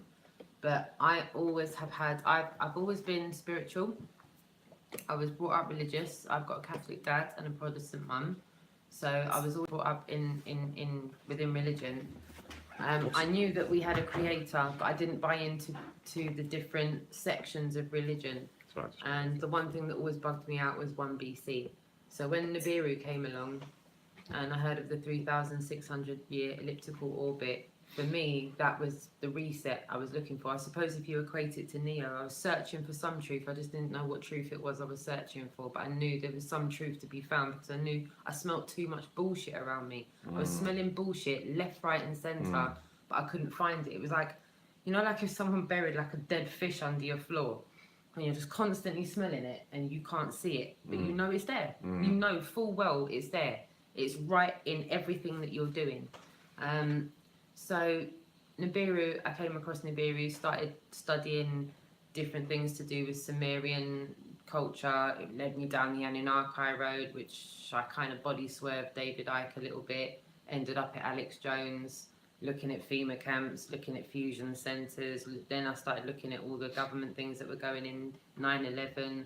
That was a load of bullshit as well, but then that's another hangout. That's another hangout, but I don't think we want to visit there. You know, it's been visited so many times. And then it's a funny thing happened on the way to the moon. Great, Didn't fantastic go there documentary. either. So it was just red pill after red pill after red pill after red pill, and then it was like all of these lies and to cover up what, or to, you know, there was so many lies, but there was nothing like that was a foundational piece. So I felt like I was still searching. So for me, I'll just get back on track with Nibiru.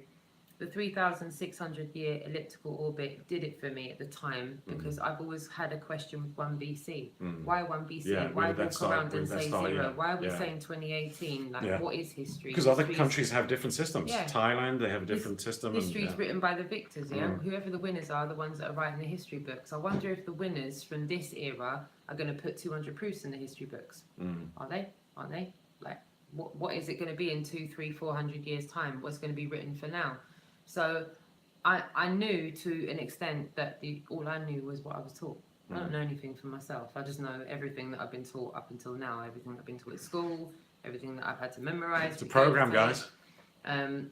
So I was watching a lot of content, and that brought me to probably, well, between 2012 and 2013, I would call that my stage of awakening, because I was watching a lot of content.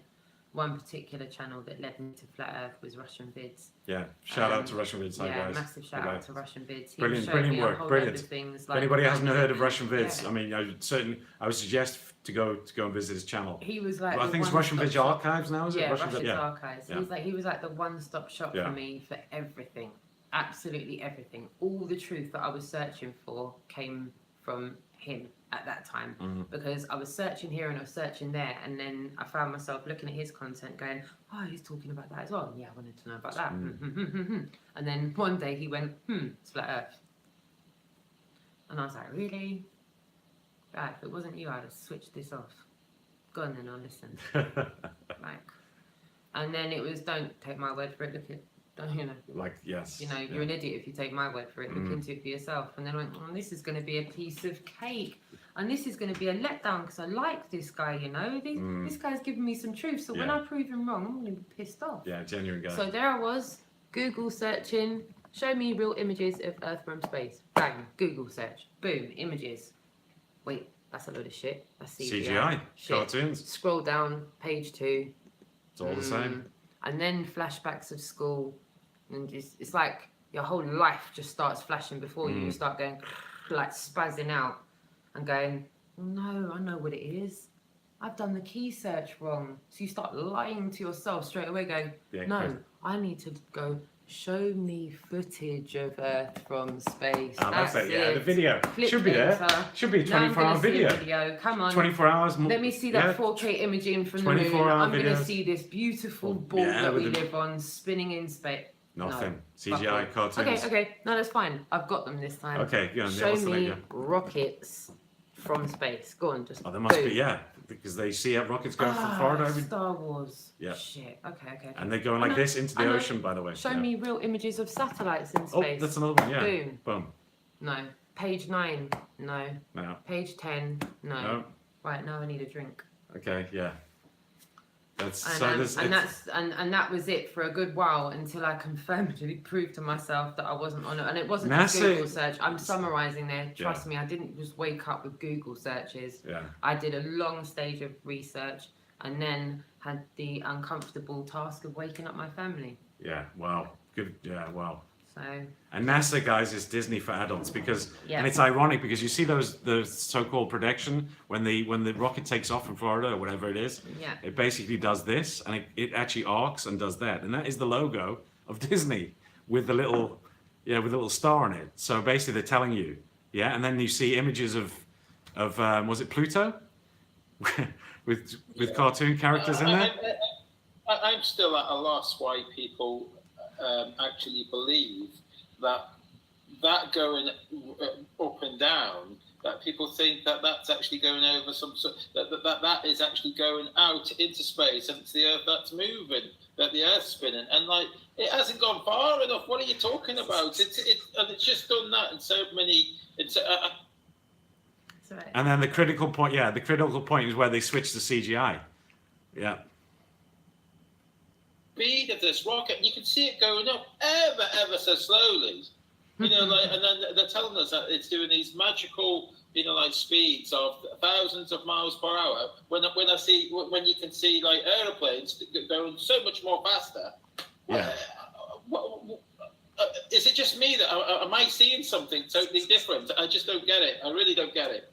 Yeah, and that point where they switch to CGI, that's where the rocket reaches its optimum, which is only a couple of 1,000 feet or whatever, and then it starts doing the dip, and they say, right, now click in, and SpaceX does it as well. They all do the same trick. Switches to CGI, and then you get a cartoon for the next couple of hours, and then magically, magically something happened there, or if they're sending a rocket up with and then they it's all CGI basically. They even when they're taking up.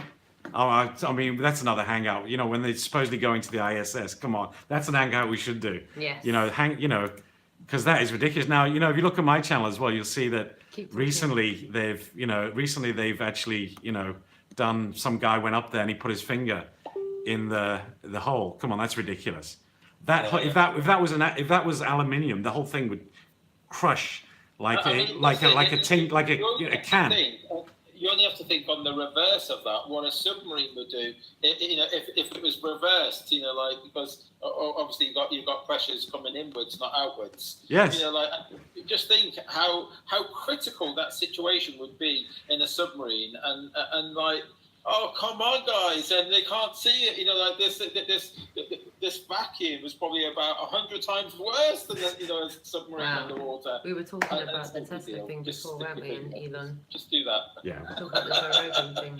Yeah. Okay. Yeah. We're against that. Come on, guys. So so the other one was like, right. So really, because they're in the swimming pool basically. So if there was a hole in the so-called ISS, they would get flooded because the water would be coming in. Because you only have to look at the footage. All of the footage is done is basically in a swimming pool, and there's so much. John Thor did recently a video about that. Sit in the visor of the so-called astronaut as he's doing a spacewalk. There was a guy with a camera with a wetsuit on. Come on, it's just there's so many. So obvious. It's, there's so many, and then the bubbles in space. You don't get bubbles in space, of course. It's so obviously in the pool.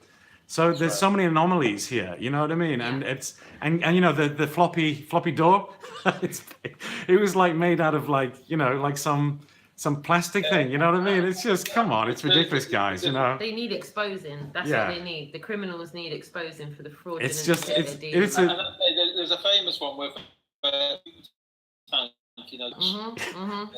and I mean that's too obvious. You can see it's a scuba tank, scuba guy.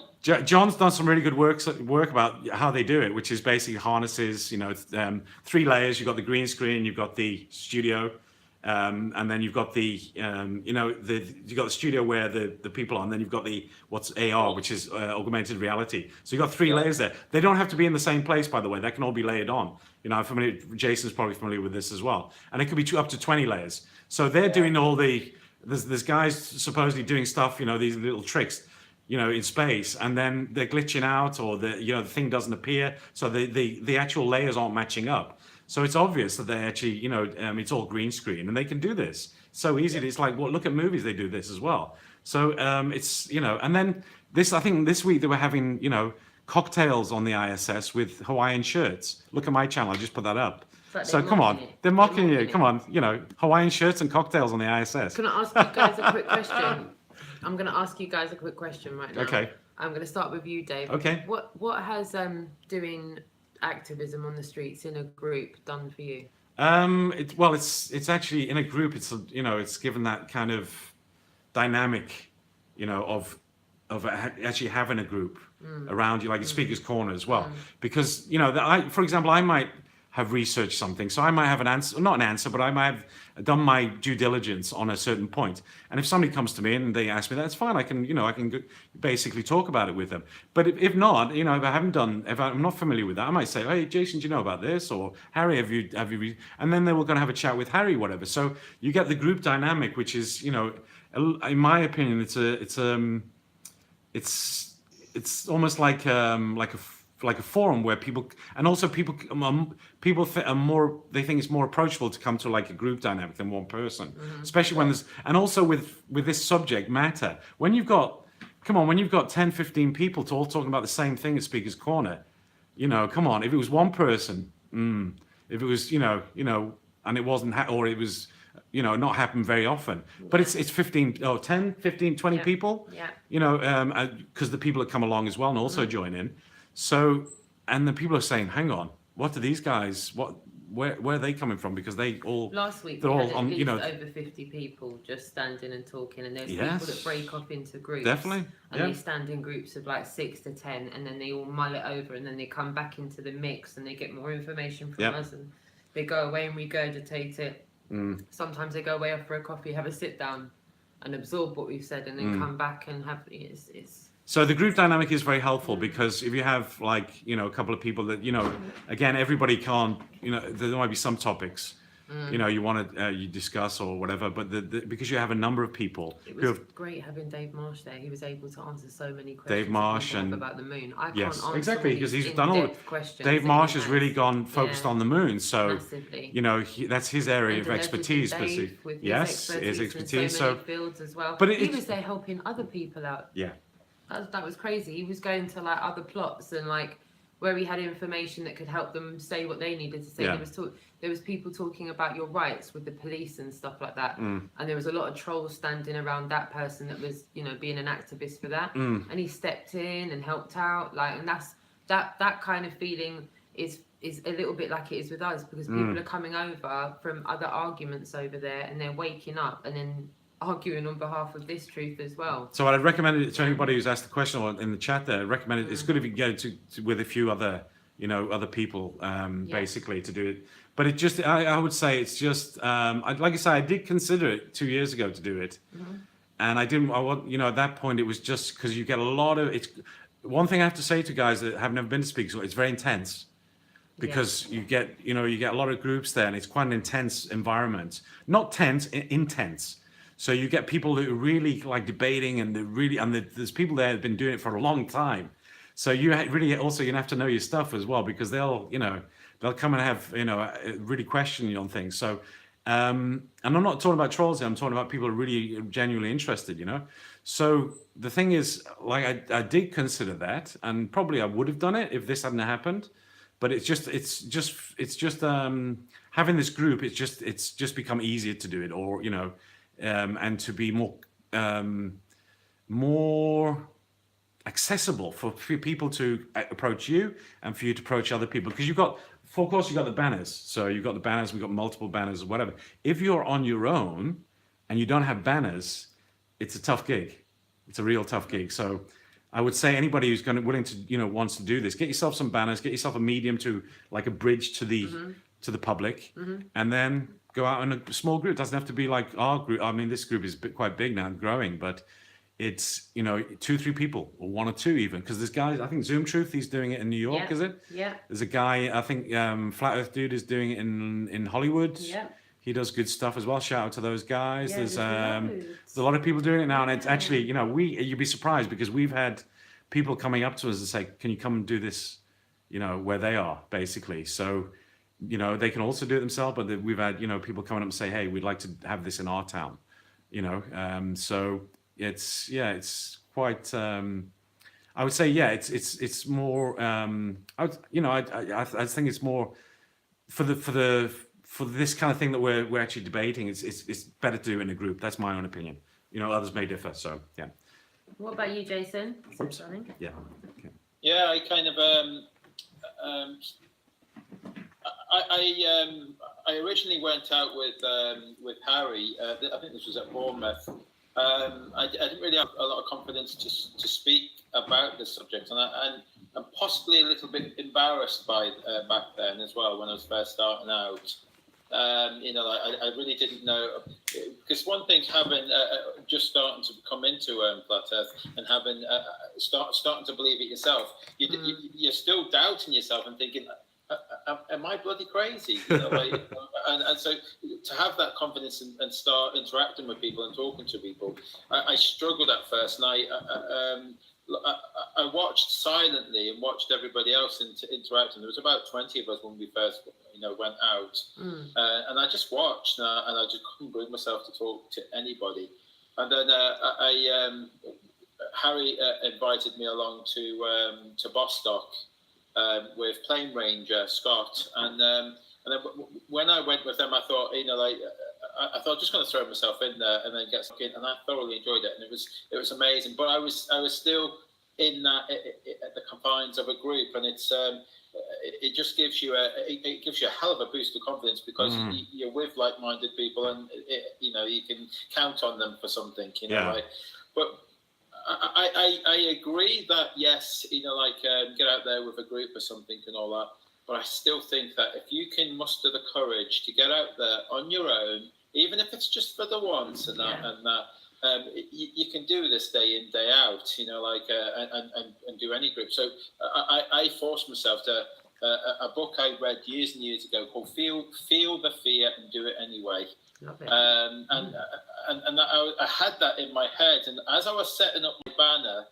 That's behind you, when I first made it all, and I was doing it's about 4 or 5 miles away from where I live, and as I was setting it all up, I'm telling you, I was petrified. I was really petrified, and I was trying to remember and think of everything that I've learned, and and what was going to happen. Am I going to be ridiculed? And I was thinking of every negative scenario on the planet, on the plane. Yeah. I think back then I thought it was the planet as well. Anyway, I was thinking of every scenario, of anyone there was approaching me. And the first group of people that approached me were all flat earthers. and then my day was so easy. It was just an easy day. And I know what you're saying, because I've become very lazy now. I almost can't be bothered to go out on me. I'm not saying you can't do it on your own, though. You can do it on your own, definitely. Going out with other people, I just find it so easy, and it gives me so much confidence. I don't worry about anything. I just like to. I just like to be out there with someone, anyone, moral support. I like it. Yeah, and you can basically during the day you can have a chat. You can make it a social event. You can chat about stuff. So it's a social event as well. Not only are you interacting with the public, you're interacting with like-minded people and people are interested in the same topics. So yeah. How about for you? For me? Yeah. For me, I went out on my own quite a lot before even making content. I was having human interactions probably from about 2016, proper human interactions. Towards the end of 2017, I was just going out and trying to hold my hands to people, just let them slow down enough. I would linger in coffee shops, not like stalking, but oh wow, we've got another guest. Hi DMarble, thank you so much for joining us, my darling. Hello. Hi everyone. How's it going? Hiya. We're good, thank you. Hi. We're just having a little chat about flat Earth, global eye, and everything that goes into it. We're just talking about going out and doing activism, and even just having real life human interactions, which I believe you were just doing outside your van, weren't you? You were just having a little chit chat. Relaxing at a park right now. I was just writing some things down. I'm kind of working on a couple projects. Don't want to talk too much about them, but there was a lady. She walked by, and I heard her like murmuring. It's all right. We're probably going to have a few technical difficulties. It's just glitching, but carry on talking, DMarble. No, it's just that no, the lady, she seemed upset when she read the side of my van. My van's a flat earth billboard. So, it's a red pill. It's a moving red pill. Yeah. It is. That's what I do. That's it. Full ratings to that. Thank you. And she had some questions, and I kind of yelled out the window because I knew she would be walking back through here. She's like, water does curl. I'm like, no, it doesn't. She's like, yes, it does. I'm like, you can't prove it. I'm just kind of messing with her. The voice coming out of the van. You can't see anybody, just coming out of the van. I love it. Yeah. Right. It's like she couldn't see me. The windows are tinted, so I just kind of, shouted out the window. And she was talking loud enough for me to hear, so, it's all good. Brilliant. So I jumped out and we had a short conversation, and she was more receptive once I got out and chatted with her. She sat on the curb. I pulled out a little chair, and I was just, pulled out my little model. She's like, okay, so explain seasons. Well, if you, look at this, look at this is how the Earth may be. Okay, I'm not saying this is officially how it is, but I went to Alaska, and I know that the sun makes a clockwise circuit around the North Pole. Break that down, and then I pulled out my jug of water, and I just sat this next to it, like, all the blue on this thing is supposed to be water, right? You see how the surface is flat right there, how it kind of measures up. I'm just kind of messing with it. This is red pill and stuff. This is easy. It's easy. This is it. Yeah. This is it. Can I ask a question? Do you, because you got flat earth on your van and that, do you get any bother with it? Do people want to shake the van? Or, Yeah. I get people screaming at me every now and then. I had a couple old ladies flip me off.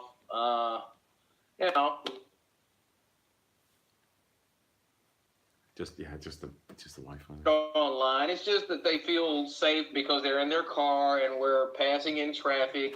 But once I get out and I actually engage these people, they're a lot more calm, a little more receptive. So, the face-to-face interaction is always preferable because, it just kind of gets people away from that idea of being a cyber bully because people put this persona on when they're behind a keyboard typing comments. But once you're face-to-face, people are usually a little bit more respectful. You're absolutely right. You are absolutely right. Yeah, we're always going to have the old rotten tomato scenario where people are going to throw rotten tomatoes verbally at us. But I think given the magnitude of the subject we're talking about, I think it's a kind of foregone conclusion that, out of 10 people, some people are just going to throw up when you tell them they've been lied to. But right. What I really want to stress on is the human interaction. What's brilliant here is we've got people that do group activism on a regular, but you know what? DMarble, am I right in thinking you've linked up with some people though, haven't you? You've done the Flat Earth Conference. Am I right in thinking that even you and Flat Earth Fokker have linked up as well, right? Yeah, he's come through town a couple times. Yeah. So can I ask you, from having individual interactions with people and I'm gonna call it red pilling people because Jason and Harry and thank you so much to your donation, massive thank you to you, serious, and massive to giving us a shout out on your live the other day. That was massive. So massive love and respect to you for that. But you Jason, you're about to kind of have a kind of a window into the world of DMarble soon because you're about to take on driving in a motorhome for 2 months. Can you repeat, Roxanne? Sorry, no. You and Harry are going to get in a motorhome for 2 months, 8 weeks, and go to 56 locations in 8 weeks, living in the vehicle that you're red pilling in. I just want you to let DMarble know and the chat room know and everybody know what you plan to do. You are going to be red pilling in the actual vehicle. The vehicle will be a moving red pill, won't it? Yeah, that's right. We're going to. That's why I was asking about the fan shaking because we're going to signpost it a little, not too much. Yes. We're going to put a few stickers and things on it, and when we go around to all of these cities and towns and that, as there's 56 locations.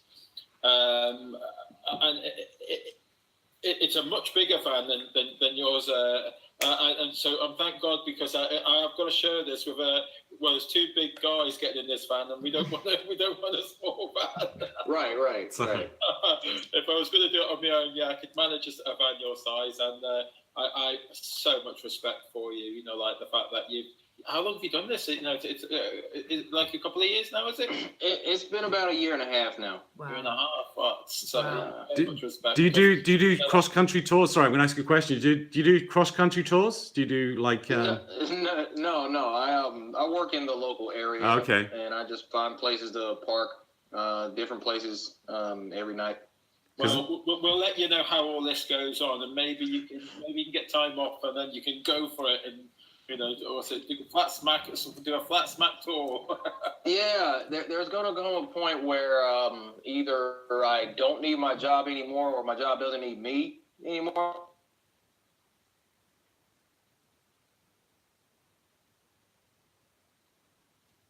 Maybe to my hometown. We'll see. Yeah, well, I think you said a while ago that you've been putting some pennies aside, you know, like a while back, I think, in one of your videos. So when that day comes, you can just go, can't you? And just I love the idea. You know, like if I didn't have family, wife, kids, and all that, I would live off grid in a second. You know, I'd love to. I've actually spent some time in the States, so I'm familiar with the States, and it's one of the best places to do road trips. It's amazing. I've actually done road trips across country myself, and then East Coast and West Coast, and just the scenery is amazing. The scenery is fantastic, and then also the landscapes and the vastness of it, and then it's just the national parks are wonderful in the Grand Canyon. Wow, I mean, you can actually, if you're basically in a van, you could actually live in a van full time and just move from place to place. And when you actually go cross country there, you can appreciate that we live on a flat plane. It's it's so obvious because there's stretches of highway there that are just completely flat for it never ending. For it almost seems like for 80 miles or whatever. It's just, and you just see in the distance. Wow, amazing. I mean, amazing scenery, fantastic. Especially, I spent a lot of time in Arizona and then Nevada. So I was on the West Coast quite a bit, and then on the East Coast as well. So I'm quite familiar. Whereabouts are you? I'm in the Northwest. I'm in Washington State. All right, so you're up there near to the border and the. Yeah, pretty close to the Canadian border. I mean, about also, I'll say maybe 100 miles or so. Oh, but beautiful scenery. I mean, you've got mountains up there as well. Yeah. Yeah, there's a mountain not too far from here, maybe 50 miles away. It's Mount Rainier. And yes. You can see it from pretty much anywhere in Washington. That's another one of those flat Earth clues. Mm-hmm. Do you have any plans of touring in Canada as well? Because they've got fantastic scenery as well. Maybe next summer. Yeah. It's starting to get cold up there, man. The sun's starting to circle, further towards the outer hemiplane. All that makes perfect sense, doesn't it? When we know this and that it's circling around further out now, it makes perfect sense. These are our systems. Yeah, it's true. And that was something I had to go see for myself, because we'd all seen. I figure a lot of us had already seen the one video of the midnight sun where you could see the camera's just kind of making a straight 360, and you see the sun go up, and you see the sun go down. The Norwegian one. Yes. Yeah. And that was that one. That one was a lot closer to the center than I was able to get for my trip, but I wanted to go check it out, just to see what it was. And sure enough, at about 13, maybe to 15 hours, the sun's at this position in the sky when we start recording, and then 12 hours later it's back here. And then, a few hours later, I see it starting to move right back around to where it started out. And, my mind was blown, seriously, because we're seeing that in real time. Yeah, so there's lots of evidence for this. There's lots of people coming out and putting their videos up of this 24-hour midnight sun and that. Again, Antarctica. Where is this midnight sun? That should be a done deal. They could all shut us off and why can't we see it? We could see. They show us a bit of a 24-hour daylight, and their false flag shadows. yeah. I've seen that. There have been people telling me that, okay, you went to Alaska, this works on the globe, so you really didn't prove anything. So what you need to do is go to Let me see. What part of Argentina? I don't even know. Basically, some part of South America, and filmed the 24-hour sun there. Because that works on a globe, and they're like, yeah, go back there in 6 months on winter solstice and see what happens. I'm like, I already know it's going to be dark in Alaska during that time. I may go to South America. I may go to, some southern tip of Australia or something. You don't know what I'm going to do. All right. Can I just give a shout out? There's a guy not involved in this, but there's a guy actually did a tour on a bicycle from the Arctic all the way down to the tip of Argentina, and he actually did he did the Arctic and Canada in the winter on a bicycle. So if I can remember the guy, he's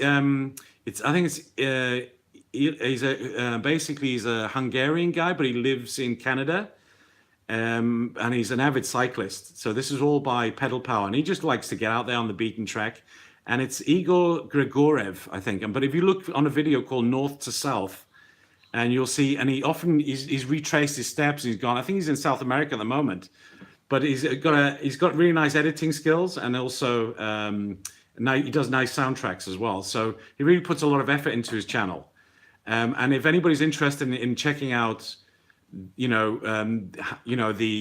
basically the routes that he took, or the different terrains along the routes that he took, it's definitely worth a look, because he's got a really nice channel and amazing. I mean, this guy gets out in all weathers. Imagine going through the Arctic on a bicycle in winter. That's nuts. That's incredible. So I mean, check his channel out. So yeah, And North to South is the video, and then Grigorev is his name, his channel name. I've got a quick question. It's a bit of a random one, but I feel it's an important one for the viewers watching. I'm wondering if I can start with I'll even start with you, Jason. Can I ask why does the truth about the ball lie matter to you? Why does it matter to you? Why does it matter to me? It is a tough one, because there's a lot of cliches to it all now. Mm-hmm. Should I say? I think a lot of us have been trying to say what people want to hear. Yeah. And I've tried to stay away from that, and I think that shifts all the time. It isn't an answer that's that's concrete, because my thoughts have shifted over it. I think I was cliche in saying it matters because of starving kids around the world, and NASA spending £53 million a day. It matters. These are kind of like, although these are very do you feel like they're pretty much generic answers? They are, Yeah.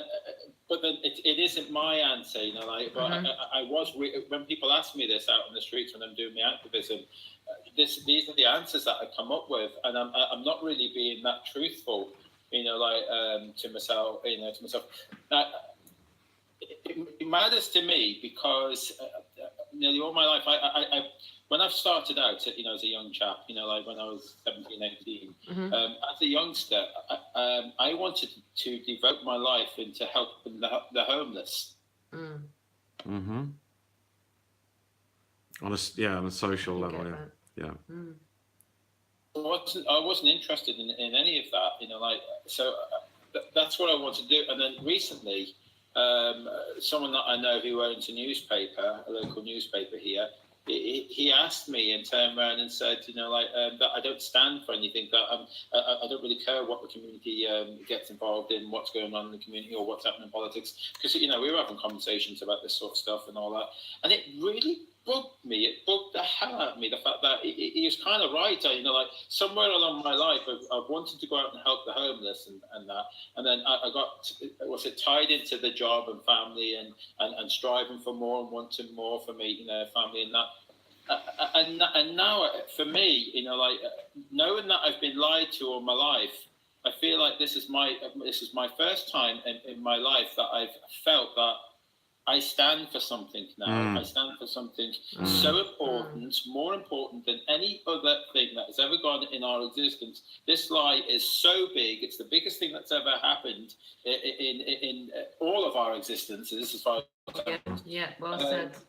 yeah, it isn't a cliche now. For what I feel, it's just the very notion that the whole of mankind has been lied to, and I actually feel, I know this is another cliche and all that, but I kind of feel like that we are all bloody slaves. We are slaves to this system, you know, peasants, Whether we like it or Yeah, not. yeah. I Born into feel it. like that.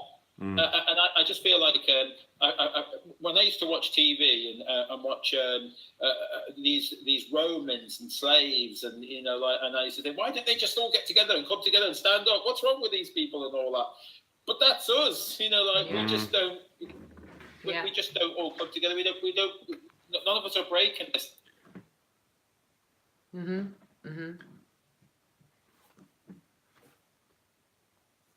Bigger than myself. That's why it matters for me. Yeah. Awesome. DMarble, why does the ball lie matter to you so much? I mean, just along the same lines as what Jason was saying.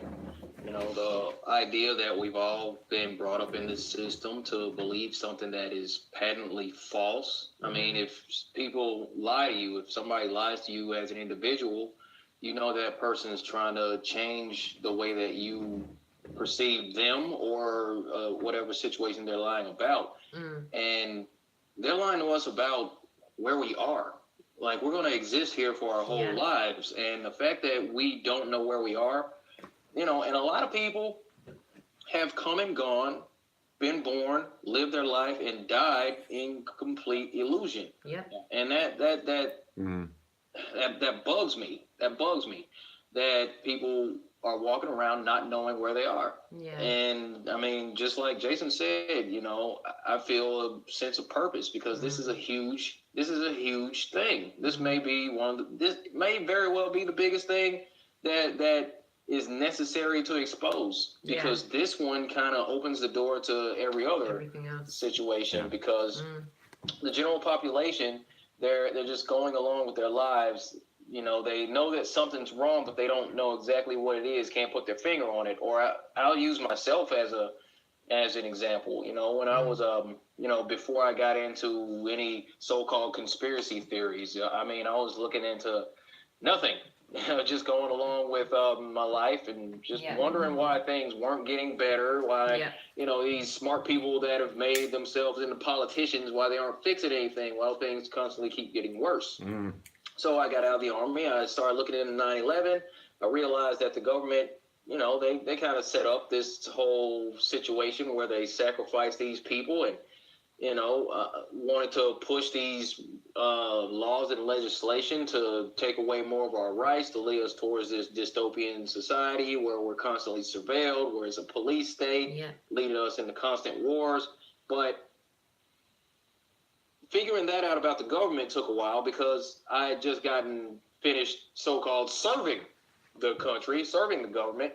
And, you know, I had to come to grips with the fact that the people that run government are capable of, you know, that they're not good people. They're not. And, you know, that's generally the feeling that most of the population has, that are, you know, still sleepwalking, I believe. I think they, you know, hey, these politicians, they, you know, they make mistakes. It's just they can't get these laws passed because, you know, this other party is obstructing them, but both parties work for the same people. And that's why nothing ever improves. So knowing that these people are corrupt, and knowing that these different agencies have deceived us in these different situations, like we know the CIA uses assets to start these illegal wars. We know that the FBI and the NSA are, you know, basically keeping tabs on everyone in the U.S. They have these huge databases where they're collecting our information. You did a video? Say again? What was the video, that video of that girl that came out and spoke out? What was her name? You know, the girl that came out in the news of, was it the pizza? Oh, yeah. Allison Mack. Yeah. I believe that's it like was. not a conspiracy. That's not like some conspiracy. That crap is going on. And Dave was talking about that whole scenario earlier on. And like, that's real. That's like really real. I know people don't talk about it on YouTube very much, but it all goes part and parcel. As soon as you reverse engineer everything and reverse it all the way to the top, it still goes to the same deceptors and liars that are covering up where all of this money is going, why we can't go past the 60th parallel. It's all about The lie about who we are, the lie about where we are, and the lie about why we're here. Yeah. And the system doesn't Absolutely. change. It's stagnating. The system is stagnating. There's, it's not moving along.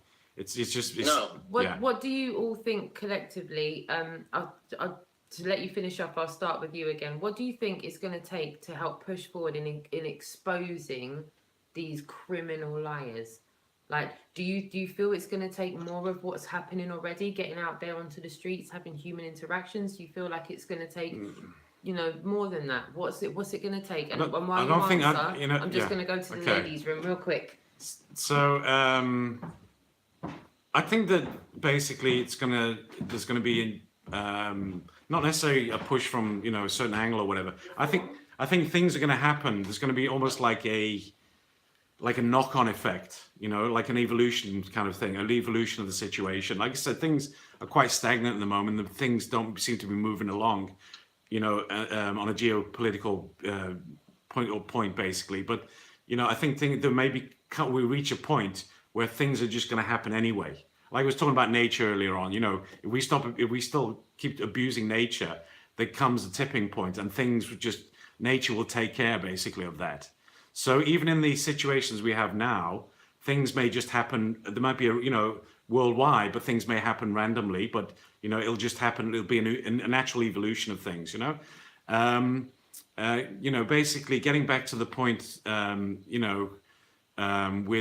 With the the political system. The political system. It's the same. It's the same coin. Two sides of the same coin, basically.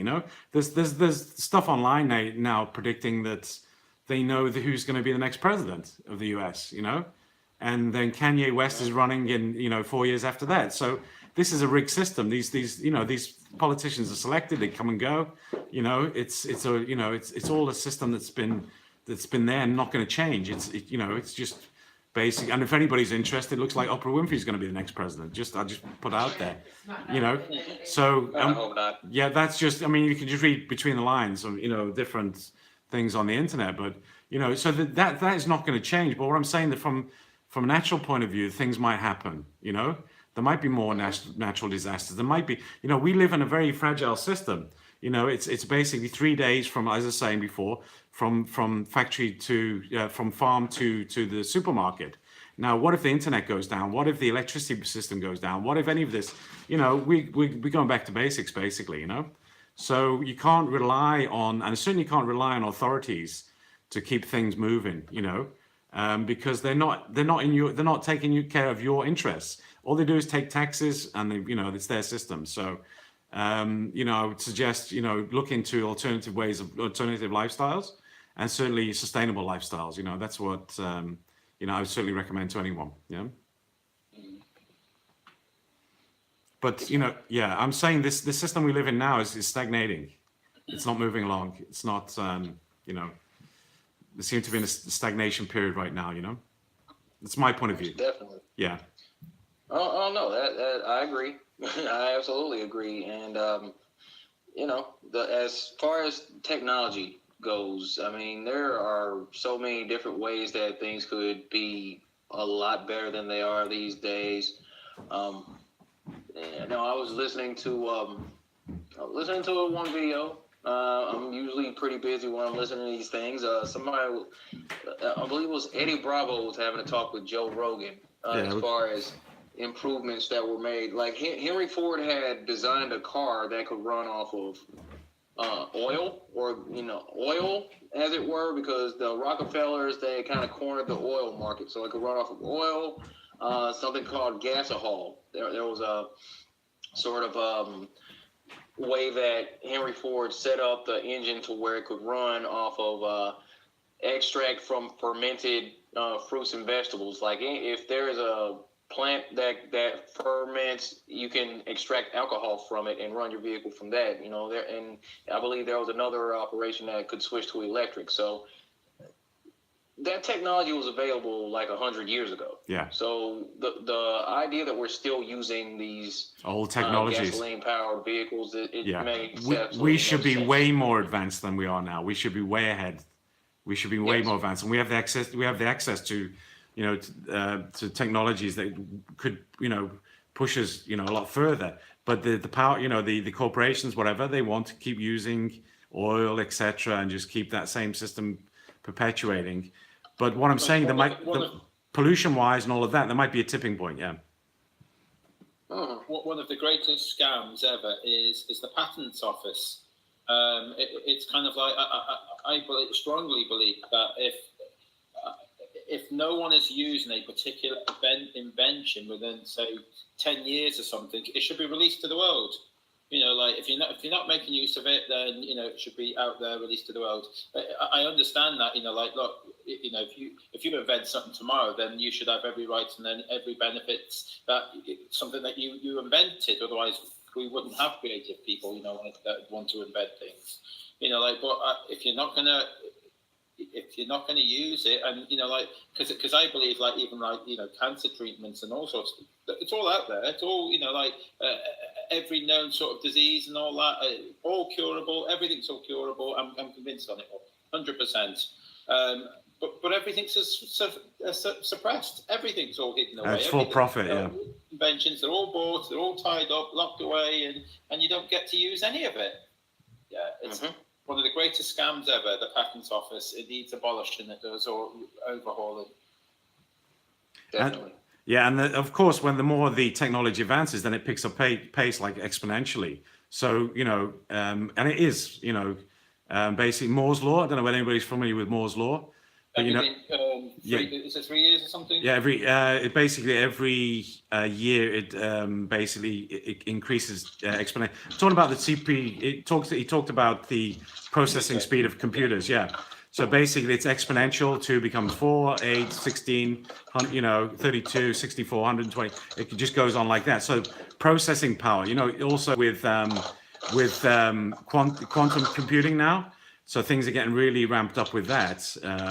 But what I'm saying on a day-to-day level, we should have access to technology which is keeping the same pace as, you know, computing speed, basically. And it will come. I mean, eventually come. But in my opinion, things are quite slow. You know, even though we have I think the next big push is, we can talk about that another time as well, as 5G. Things are really going to ramp up from that, you know. And so, you know, it seems to be that, you know, things are held back because of, you know, they want profit. Like, for example, we don't really need to use oil. We don't need to use that base now. We can use other, I mean, it's coming in slowly, electric and whatever. But I'm saying for 2018, we should be a lot further, you know, along with technology than we are, basically, you know. So I don't know what you think about that. Have you got any opinion about that? Yeah. Go ahead. Go on, Glen. No, I was just about to say, no, I agree. Everything that you kind of, you know, just said there, you know, like, I don't really think I've got that much more to add on that. Yeah. Yeah. Just getting back to, I think we were going to talk about the Joe Rogan. Yeah. What, did you guys see the interview with Elon Musk? Did you catch that? Oh no, I saw a part of it. I saw the part where where Elon lights up the big joint. I saw that part. That was about it. Yeah, no, I've seen where he was talking about the flat Earth part, and he just kind of he brushes it off, you know, as though it's nothing. You know, he kind of makes very light news of it. He's not. It looked as though he's not really interested, but you know, yeah. I did put something up on my channel as well, because it just seemed quite scripted, in my opinion. So I didn't. I thought that he was kind of like just not interested. That's what it came across to me. You mean Elon Musk? Yeah. Yeah, and some of the. Oh, sorry. Also, Joe Rogan. That was well scripted. You know, all of that, but then that would have been. Yeah, just the introduction and the way he was, the way what he was coming from, it just seemed that the whole thing was scripted. Of course, edited. And they put it out there. And this idea that Elon's going to start, putting, these tunnels under Los Angeles, which is prone to earthquakes, is just ridiculous, in my opinion. It's an accident waiting to happen, basically. So, but again, it's funding, and it's it's all seems to be the same shenanigans. SpaceX, so. Anyway, so I wanted to quickly just mention what I think this is all leading to. What the Hyperloop as well. Mm-hmm. I kind of think that we have this big fear about talking about money in the flat Earth community. Mm-hmm. It seems to be, I said it in one of the recent promo video that it's frowned upon about talking about money. Yeah. And I see that we've got this huge problem here that like science is spending trillions and trillions and trillions against proving that we live on a round globe Earth. They're spending trillions, and every time that we talk about money, like it's frowned upon and it's shielded to death. Like from people that are trying to bring it down and say, oh, you shouldn't be making, what's it, $2 profit, $2 profit from a mug or something. Yeah. And and the thing is, but it's kind of people like yourself, you're going out there. Well, all of us, we're all going out there, and we're spreading as much of this truth as possible that we can, and I don't want to make any money out of flat Earth. I don't need to make any money out of flat Earth. But what I do see is that I feel like that, like things like how many billboards have you got going in America now? I mean, like I think you had about you seem to have one every sort of 2 or 3 months springing up somewhere, and that. But people have to put their hands in their pockets to pay for these billboards. Funds need to be created, and every time that you mention money, like to get some sort of awareness in that, it is so frowned upon. I think our biggest problem in flat Earth right now, and why it's so slow in taking off, is the fact that we've got no money. We've got so many bright people that have got so many great ideas, and they're sat at home looking at the ceiling, twiddling their thumbs, thinking, well, I've got no money to do anything. And, I mean, I've had loads of experiments I'd love to do and all that, but, I'd have to beg the missus, for money for a new P1000 now, P1000. Yeah. And they're £1,000, aren't they? Yeah. What I'm saying is that, me personally, I've got lots of experiments I want to do. I've got lots of drive, lots of, I want to devote myself in exposing this lie and all that. And sometimes I'm sat at home looking at the ceiling, twiddling my thumbs. And so how's that going to help anybody? I mean, like the only way that this is going to move forward is we have to stop fearing that someone somewhere has made £5 from a bloody T-shirt. Who cares? We kind of we need to move forward, and it amounts to getting ads on the TV, on the idiot box. We need to get ads on the TV box where we're paying for an ad, the flat Earth community, and it says we're talking about flat Earth. We need money for this. Again, the science establishment and NASA and all that. We're not we talk about on the street, £53 million per day. That's rubbish. They're getting trillions. The whole science organisation throughout the world. Through this globe. Yeah. That this going forward, we're doing our activism, we're doing our bit, but it's going to be it's a slow walk. Oh yeah. And it's working, like this year I can fancy it better. But for you guys that have been out, doing this for 3 years, 4 years, and that, and I think, oh my God, I'm only at this stage. I'd be pulling my hair out. I've only been flat Earth for a year, just over a year, and I want this over and done with by next year, so I can get on with my life. I want it all done and exposed. It needs money. We got to stop fearing who's making money on a bloody T-shirt. It needs to move forward. Yeah, totally. I agree. When you look at it like that, right? People are doing what they're doing anyway. Sorry, I'm just doing up my shoelace. People are doing what they're doing anyway, right? So you've got people out there buying professional equipment to take distance photographs, to take footage, to do experiments. So people are doing what they're doing, but how many people realistically have got like masses of disposable income? Realistically speaking, not many people. So that being said, if someone's got a P900, they already take great pictures and they want to get another P900 because they've already given a lot to the community information wise, and they want to up their game, and they want to do that without making profit. If they're going to be completely transparent about that, then I'm all for that.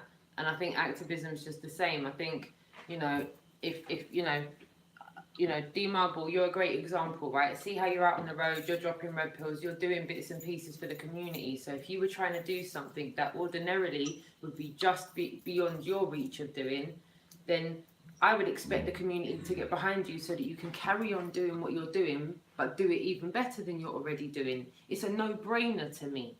Like, if we can't do that amongst ourselves, then in our generation, please someone tell me how far we're looking to get. Because I'll tell you why this matters to me. I brought children into this godforsaken life. I brought kids into it. So after I've gone, if nothing is going to carry on being done about this, my great-grandkids, my grandkids after that, those grandkids, they're just going to keep getting born into a lie. And this is going to be a vicious circle going around and around. How many of us can name our grandmothers 4 or 5 grandmas back? Tell you what I can do. Off the top of my head, I can name like 2 or 3 of them. One day, I'm going to be that grandma that can't be named to my family. And what will I have given them? Will I have given them a baton that they held? Or did I give them a baton that got dropped? Because if I gave them a baton that got dropped, then my life's gone in vain. Like, all of it. I don't even know why I bothered. Because what's it all for? Good point. I don't expect to find out all of these things in my lifetime, yeah? I really do expect to try and go some way in trying to do my bit for my family, for my little offspring, so that they can do the same for theirs. I hope to see it in my lifetime, but if I can't, that's why I'm doing it, because I brought kids into this. You asked about why the globe, why it matters. It matters because that's the very foundation. It's almost like when you build a house. I was stretching my legs. Sorry, yeah, me too. I'm just having a little break, trying to stretch a bit as well. But it's like if you have a house, when you build a house, you've got to have solid foundations. So that is the foundation. If you have false foundations or shaky foundations, or basically the whole house is going to come down. Yeah, and this is what is happening as well, because it seems that the whole house is coming down, because you found the foundation is basically a lie. Yeah. So you can't build on anything that's a lie, and that's why it's important. The gentleman asked in the chat there, why is it important? It's important because the very foundation of where you live, that is the foundation of your life, basically. And if you have a false foundation, anything that's built upon that is very, very shaky. And you notice now it's starting to crumble a little bit as well. So that was a very good question that the guy had. That's just. I'm sorry, I'm just using an analogy with a house. It's. To build something that's that's false, or to build on something that's already, which is a lie, it's just creating more and more lies. I think as a community, we've got to help each other build on that. Though we've really got to help each other build this to get it out. And I think that community, it has to see the divisions of us and them and we and them. It has to stop. Like, we're all on the same flat plane. We all come from different backgrounds, different creeds, different cultures, different communities. But collectively, we know a truth that is, like you guys have previously said, it is the biggest thing that's going on in my lifetime. So guys, I'm just, for my channel, I'm just going to shut this down now. We're going to, if you want to move over to Roxanne and Glen's channel, it'll